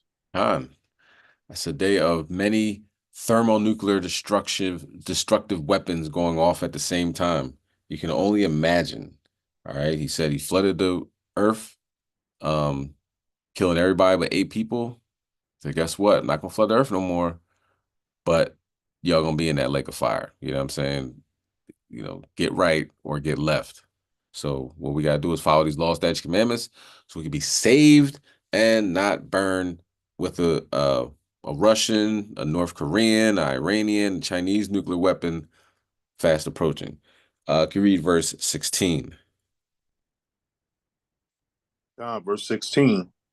A day of the trumpet and alarm against the fenced cities and against the high towers. So who has a higher tower than the United States of America? Who has more of a fenced city than North America? You know, this is all coming to pass here in Babylon sooner than later. Let's go to Luke 21, verse 11. One thing that hasn't been talked about by, I guess, vloggers or bloggers or whatever, YouTubers, people that talk about prepping, end of the worlders, or whatever you want to call them. One thing that hasn't been talked about is the earthquakes. Plenty of earthquakes have happened in the past week. Doesn't seem any time to slow down. The sun is having massive sunspots explode and X flares and all types of things. And when the sun explodes like that, and we get the rays of radiation, which is called northern lights, but it's really cooking Esau, it affects the earth. So let's see what's going on around the world. Let's bring that out to Luke chapter 21 and verse 11. This is the book of St. Luke, chapter 21 and verse 11. When everybody have it, please say, Khan.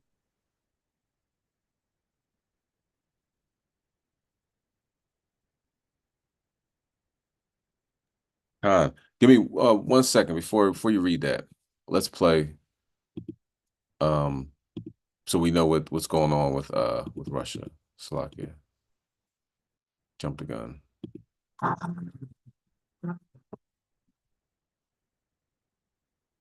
A deafening silence hangs over the world as Russia prepares to shatter a decades-long nuclear calm.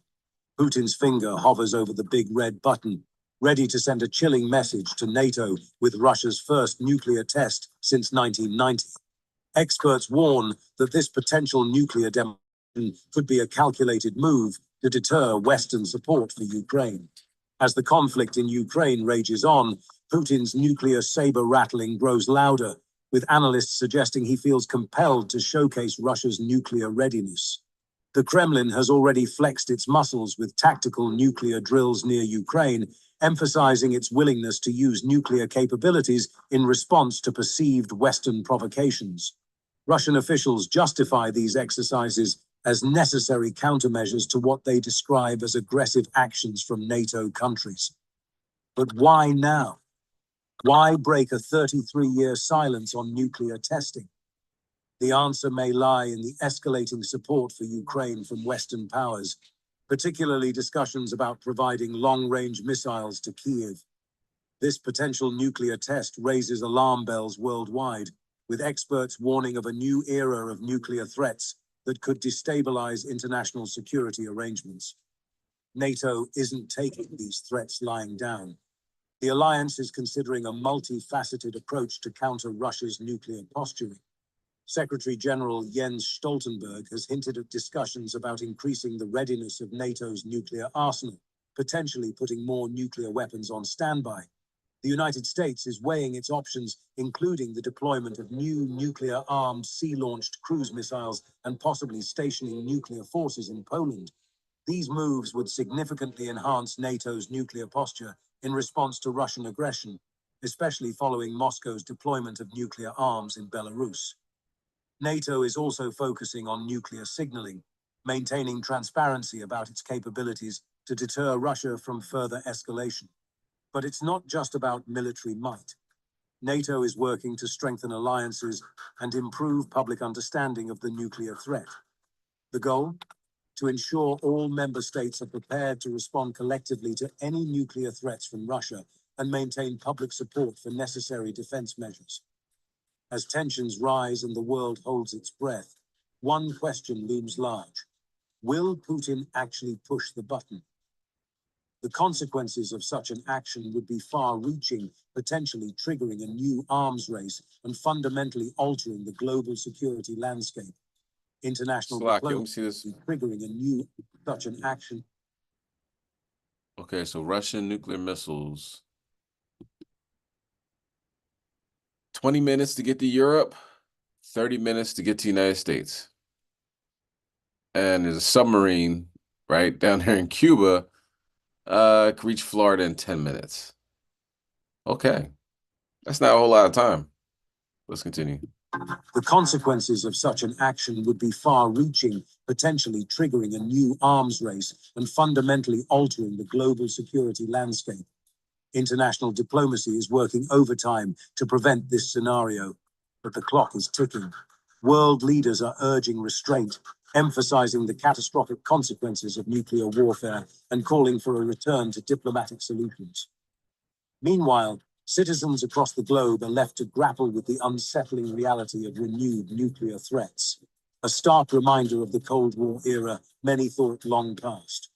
As we stand on the precipice of a potential nuclear test, the world watches and waits, hoping that cooler heads will prevail and that the silence of nuclear peace will continue unbroken.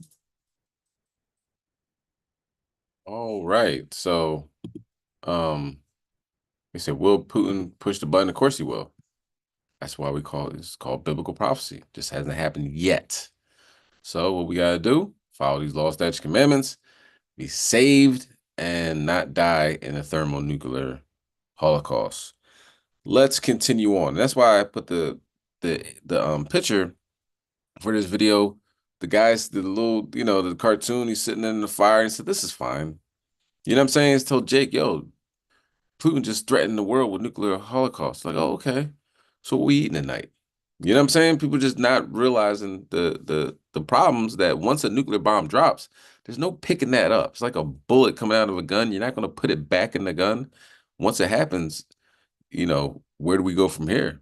And how many people are going to die as a result? Zephaniah talks about that. Zephaniah talks about the day of the Lord, okay? And Malachi says it's going to burn like an oven. Okay, so let's talk about another thing that Yahushua talked more about, what this day is supposed to look like. Let's go to Luke 21, verse 11. Khan, this is the book of St. Luke, chapter 21 and verse 11, and it reads, "And great earthquakes shall be in diverse places, and famines, and pestilence, and fearful sights, and great signs shall be from heaven." Right now we have another supermoon. You could probably go out, depending on where in the world you are watching this. You can go outside and see the moon. It looks like it's 5 feet away because it's huge. So this is the second of 4 supermoons that are going to be in a row. And this one yesterday had a partial eclipse along with it. So there's eclipses and supermoons happening in these next 4 months. So this is the second one, and there's going to be 2 more after this. Earthquakes, large earthquakes, right? Madagascar had a 5.2 earthquake. West Texas had a rare 5.1 magnitude earthquake. Over in Los Angeles, they had a 5.2, was downgraded. America always downgrades their earthquakes. I don't know why. Other countries don't really do that I noticed. But anyway, downgraded to a 4.7. That's a significant earthquake over there in Los Angeles. Romania, Moldova, Ukraine, and Bulgaria all felt a 5.5 magnitude earthquake. These are all within the last couple of days, by the way. Malibu had a 3.6, Malibu, California. Canada, I believe was on the west coast of Canada, a 6.5 magnitude earthquake, very significant earthquake. Japan had a 6.0. Hawaii has swarms of earthquakes, and they had a 4.4 over there in Hawaii. Pakistan had a 5.7 magnitude earthquake. So these are relatively large earthquakes happening throughout the four corners. Okay. Let's go to Revelation 12, verse 7.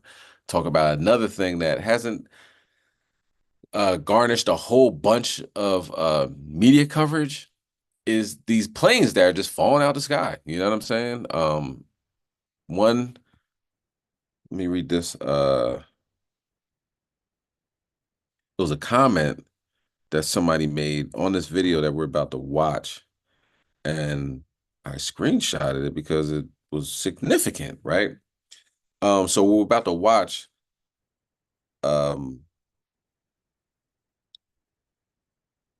the video regarding planes falling out of the sky, but this person has a brother that's a mechanic. So look, let's read this. Vehicles as well have been affected by increased solar activity. My brother has been a mechanic for over 20 years, and he said that there is always an influx of vehicles coming into his shop with all kinds of electrical, fuse, and battery issues right afterwards. He just told me yesterday that over the past few months, he's seen more vehicles with issues than in all his entire career combined. He said he's been a mechanic for over 20 years. Yeah, for over 20 years. Okay. So let's get Revelation 12, verse 7 on deck, and we're gonna watch this a good portion of this video, because we see how many planes have just been dropping out of the sky. You're like, all right, something's going on. Okay. So Revelation 12 and 7 on deck, and we'll watch this report. Having a great day. You're looking at a photograph from last night following the arrival of the anticipated CME from a very large that you can see over here at the end occurred last shows when energy. Slocky, let me line it up better than that. Here we go. But what I wanted to talk about also in this video was the increase in aircraft incidents around the world. You guys remember the incident from back on August 15th of 2024 in Sao Paulo, Brazil. The airplane literally fell from the sky, landing right here in this area. There was another plane that landed in Los Angeles. This incident occurred on September 6th of 2024. Airplane literally landing on a street in Hawthorne, California. Another incident, 3 people perished as an airplane crash landed into the roof of an apartment building in Oregon. This event occurring on September 1st of 2024. Here's some more recent ones that have occurred in the last 36 hours. An incident involving a helicopter crashing in. Let's bring that out. Revelation chapter 12, verse 7. Khan, this is the book of Revelation, chapter 12 and verse 7, and it reads, "And there was war in heaven. Michael and his angels fought against the dragon, and the dragon fought against his angels. Khan, go ahead. And prevailed not.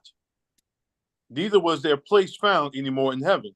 Khan. So keep in mind, when it's in there fighting, it's not like, they have a chance. Okay. It's pretty much one-sided, because the angels are extremely powerful, have vehicles that can disappear, reappear, hyper speed, different dimensions, just, you name it. Esau ain't messing with it. Okay. So what it looks like to me is that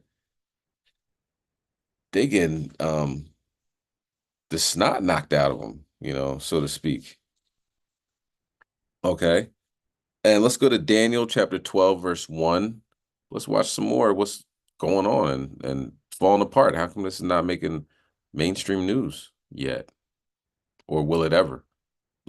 In Jefferson County, Montana, And thankfully, everyone survived this mysterious crash in Montana. Another mysterious helicopter crashes in far eastern Russia just a few days ago. There were no survivors in that crash. Here's another airplane crash from September 16th of 2024 in Zimbabwe, Africa. And this event, like the event in Montana, there were no fatalities, minor injuries, but you can clearly see there was a situation involving a helicopter falling from the sky. Here's yet another incident that occurred also on September 16th of 2024. One fatality in a mid-air collision at an airport near Reno, Nevada. All right, let's bring that out. Daniel chapter 12, verse 1. This is the book of Daniel, chapter 12 and verse 1. When everybody have it, please say Khan. Khan. Khan, verse 1. And at the time shall Michael stand up. The great prince shall stand in for the children of thy people, and there shall be a time of trouble, such as never was since there was a nation even to the same time. And at that time thy people shall be delivered. Everyone that shall be found written in the book. Okay. So it's written that Michael and his angels are going to fight against the dragon, these Edomites. You know what I'm saying? These other nations. And worldwide, these planes are just being knocked out of the sky. And it's significant. You hear them talking about it, it's significant because, you know, they say you're safer in an airplane than you are driving in a car. But now, you know, these planes are dropping out of the sky, you know, running into each other. You know what I mean? When you look up, you know, the incidents with chariots, they're known to manipulate elements. You know, people are looking, you know, reminding themselves of what life was like when they're 5 years old, but they're flying into a mountain. You know what I'm saying? You look at the president of Iran, you know, trying to figure out, was it really just fog that made him crash into that mountain? It could have been the Israelis manipulating his phone or his pager or doing whatever. But that put in a whole spin on the relationship between Iran and these other, you know, Israel. You know, they said they didn't do it, but you don't know, you know. But let's see what else.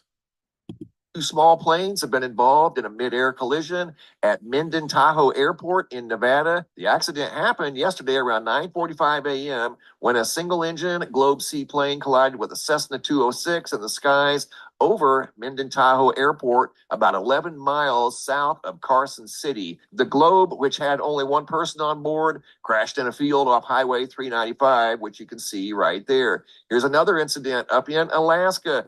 4 fatalities in St. Mary's plane crash. Article dated September 16th of 2024. See the trend? There's been a big increase in airplane and helicopter incidents, not only in the last month, but up here in Alaska, according to this article from alaskapublic.org. This is the 3rd fatal airplane accident in the past 4 days. So with all of these incidents combined together, going back to August 15th of 2024 in Sao Paulo, Brazil, there have been 11 small airplane helicopter incidents in just over 30 days.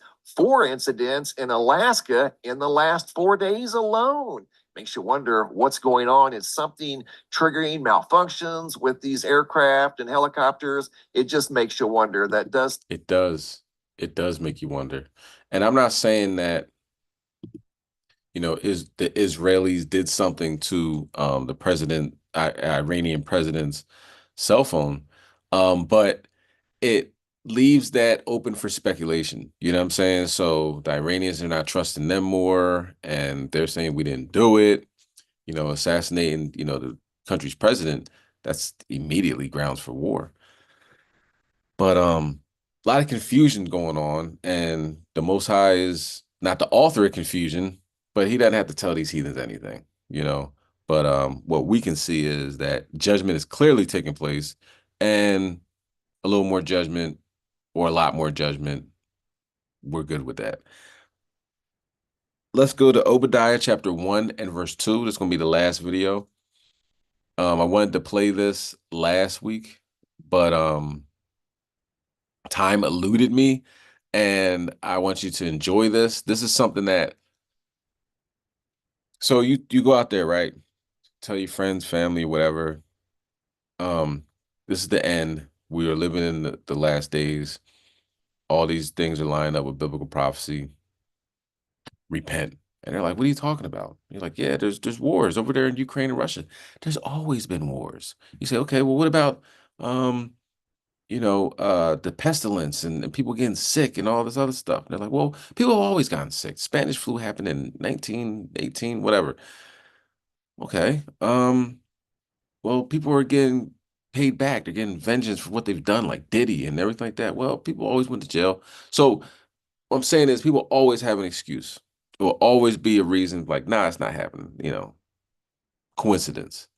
Now, check this out and tell me if it's coincidence. Who has the power?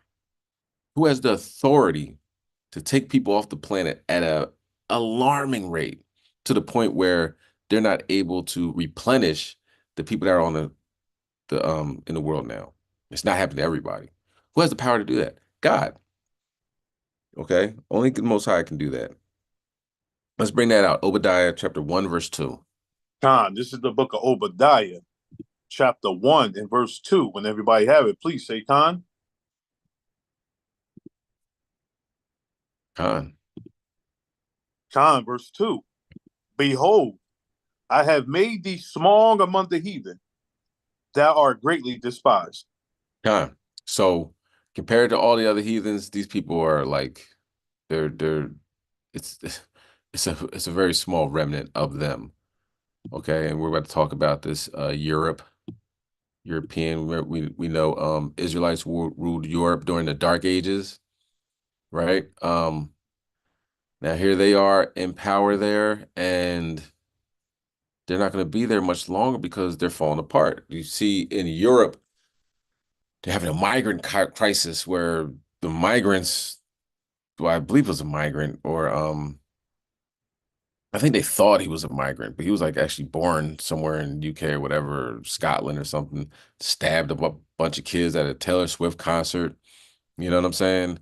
They're bringing in the migrants because they don't want to work, and they know, well, it's a couple of reasons. One, they're lazy and they don't want to work, but also they're not having children. They're actually in Poland, having mixers with Edomite women, to get pregnant by, it looked like Jake or Ham, you know what I'm saying? But, that to spread their seed, or so to speak, or spread their, whatever they got left, to keep things going through a bloodline or something. But, women just carries the seed. But that's how desperate they are. When you go to Japan, they're saying brothers can get $75,000. They sleep with a Japanese woman. I wouldn't recommend that because they're heathens and the Bible says don't do it, but that's how desperate they are. Same thing in North Korea or South Korea. I think it's like 35,000. But let's see what's happening to Europe. Okay. And let's get Obadiah 1 and 18 on deck. And we're gonna let this rock out. It's about 8 minutes. But let's let it rock out and see what is the situation with Esau and how God is bringing them low. By 2050, Europe will have a unique position in the world, but not in a good way. That's because Europe will become the only continent on Earth that will have seen a decline in its total population in the 50 years between the year 2000 and 2050. According to UN population estimates, every other continent on Earth will have seen an increase in their total population, except Europe. So let's start by answering a simple question. Just how bad will Europe's population decline be? In percentage terms, Europe's population will shrink by 3% by 2050, from 728 million people in the year 2000. Now, it's only a slight shrink in percentage terms, which by itself might not be a cause for concern. But it becomes pretty concerning when you compare it to what will happen in other continents. So let's look at the data in full. Asia and Africa will see an increase in their total population of around 43% and 212% respectively.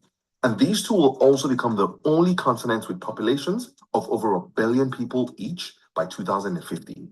Meanwhile, the two cousins in the Americas will also see an increase as well. The total populations in North and South America will grow by around 40% each between the year 2000 and 2050.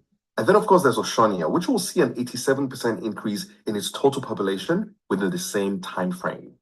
So given this backdrop of population increase on every continent in the world, Europe standing as the only continent with a decline in its total population by 2050 stands out even more. So let's tackle the obvious question here. Why exactly will Europe's population decline? The first thing to establish is that given that we're talking about an entire continent, some of the causes or factors behind the population decline will not apply to every single country equally. But when looked at on average, the factors strongly contribute to Europe's collapsing population. The first factor is Europe's declining birth rate, and this factor is huge. Now, of course, the fertility rate required for any country in the world to at least replace its existing population and avoid a decline is 2.1 births per woman. But based on data from 2021, across all of Europe, there is no single country in the European Union with a fertility rate that's above the threshold of 2.1 births per woman. In fact, we can go one step further and say that aside from a handful of countries like France, Czech, and Romania, there are no European countries that are close to having a fertility rate of 2.1 births per woman. That is a pretty stark data point, because the bottom line in terms of what it means is that there is no country in Europe with a birth rate that is sufficient enough to replace the local population and ensure some stability for the future. On average, the birth rate across Europe is 1.53 births per woman, but even that is lower than what it was nearly 10 years ago, in 2016, when it stood at 1.57 births per woman. But remember how I said some of the factors do not apply equally to every country across the continent? We can illustrate that with two questions. The first, which European countries have the lowest fertility rates? According to 2021 data from Eurostat, Italy has a birth rate of 1.25 births per woman, while Spain has a birth rate of 1.19 births per woman. And then, of course, there's Malta, with a birth rate of 1.13 births per woman, which, of course, is the lowest across all of Europe. And on the flip side of that, the second question to ask is also obvious. Which European countries have the highest fertility rates? Again, according to Eurostat data, Romania ranks third with 1.81 births per woman, Czech Republic ranks second with 1.83 births per woman, and France ranks first with 1.84 births per woman, which is probably not a surprise, given that Paris, the capital of France, is globally known as the city of love and romance, which is a great recipe for having a high birth rate. But here's the thing. Even the countries with the highest birth rates in Europe are seeing those birth rates fall. France's birth rate of 1.8 births per woman in 2021 has now dropped to 1.68 births per woman, according to the latest data from the National Institute of Statistics and Economic Studies in France. Overall, the low average birth rate across the continent means that the natural change in Europe's population has been negative since 2012. And in simple terms, this means that for the last 12 years, there have been more people dying than being born in Europe. So what does this mean for Europe in the long term? As most demographic studies suggest, a low birth rate will result in the continent getting much older than it currently is and at a faster rate. One study by the European Parliament suggests that the average age in Europe will be 49 years old by 2050. But aside the data on average ages, another way to illustrate this is with a population pyramid. Now, looking at this, we can clearly see that by 2100, there will be more people aged over 80 than people aged under 20 in the European Union. Now, a fast-aging continent also means a shrinking labor force, with fewer people able to work and contribute effectively to local economies. Having more pensioners and fewer people of working age also means that on average, governments across these countries will struggle to generate taxes to run the country, because in simple terms, there will be fewer people of working age to tax. The bad news is having fewer people able to pay taxes results in higher tax burdens for those who can pay. For example, the study by the European Parliament also shows that as of 2008, there were 4 people of working age for every pensioner over 65. But by 2050, that number will drop to 2 workers paying for 1 pensioner. So how does Europe fix this problem? One answer that appears to be in play right now is immigration. The European Parliament study projects that Europe will need around 56 million immigrant workers by 2050 to compensate for the decline in its population and in its labor force. And we can already see this in effect in countries like Sweden and Germany, which have welcomed thousands of immigrants over the past decade. But what we have also seen is that immigration may not be a silver bullet for these countries in Europe, because anti-immigration sentiments are rising in some countries, where the citizens say that immigration is happening too much and too quickly.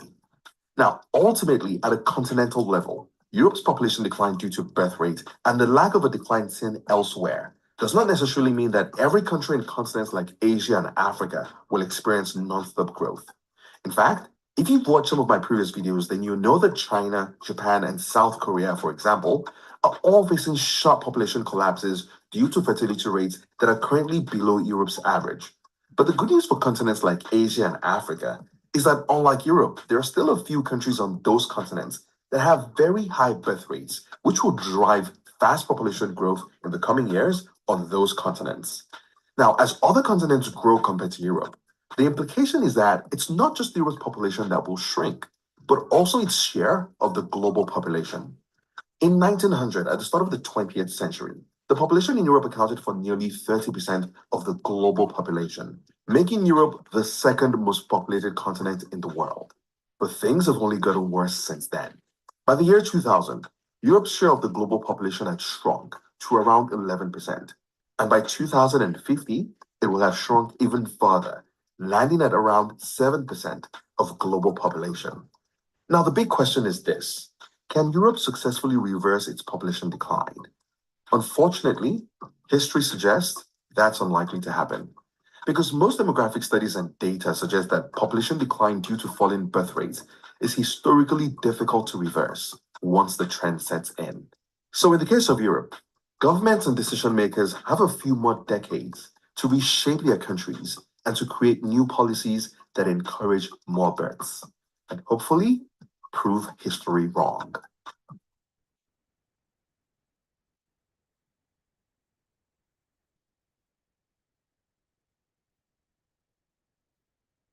Thanks for watching. If you enjoy this, We don't need to prove history wrong.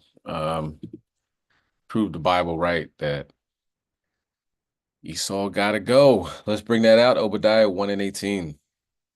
Khan, this is the book of Obadiah, chapter 1 and verse 18. When everybody have it, please say Khan. Khan. Verse 18. The house of Jacob shall be a fire, and the house of Joseph a flame, and the house of Esau for stubble. Mm-hmm. And they shall kindle in them and devour them, and there shall not be any remaining of the house of Israel, Salakia, the house of Esau, for the Lord hath spoken it. Khan. Yeah, we're gonna be the sands of the sea.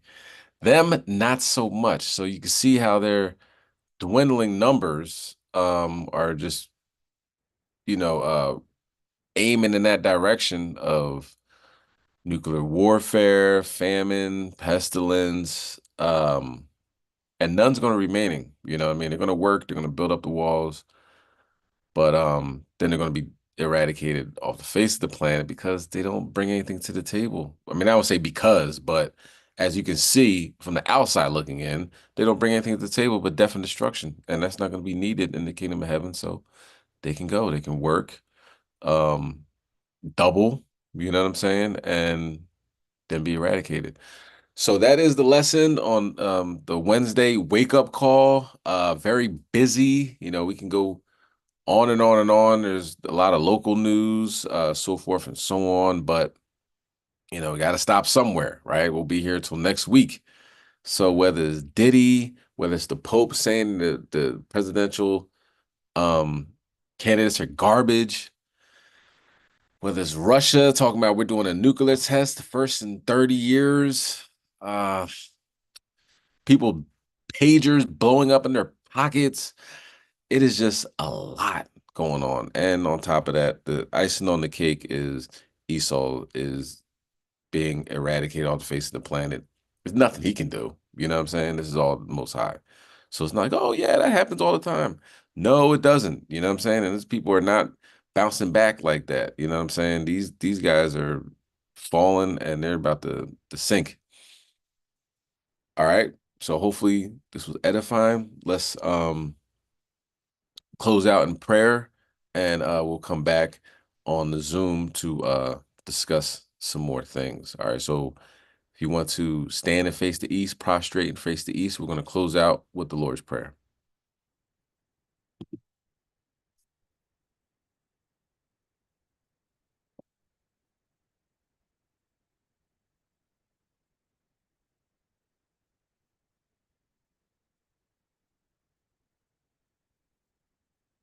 This is the Lord's Prayer in ancient Paleo Hebrew, Abanawa, Shabbat Shemayim, Quadash, Haya, Shemka, Yahweh, Malachwaka, Daba'a, Ratazayaka, Haya, Aisha, Rataza, Kowa, Haya, Bashamayim, Nathanawa, Lacham, Cow, Yawam, Wasalaf Nawa, Kabawaf Nawa, Kasalaf Nawa, Kabawafi Nawa, Wala'a, Dabi Nawa, Banasai One, Abo, Hawashai Nawa, Mayan, Rai, Kaya, Laka, Hamalakwaf, Wa'ala, Watapalaraf, Lawalamnam, Amen.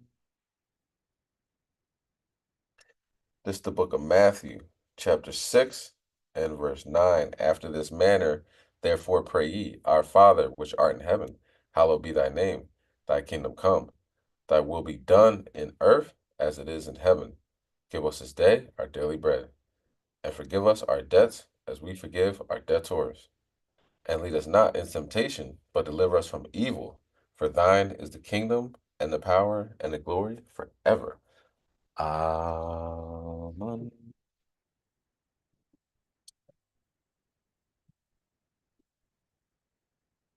So the kingdom of heaven is at hand. Repent, keep the commandments. Don't go back to your vomit. Stay focused. These are the last days. You understand that the devil is working overtime. Satan is working overtime. They have plenty of tricks up their sleeve, but the Most High has the last say in everything. So always stay focused and stay engaged in, your readings, your meditation, and you're following these law, statutes, commandments. You can't go wrong. All right.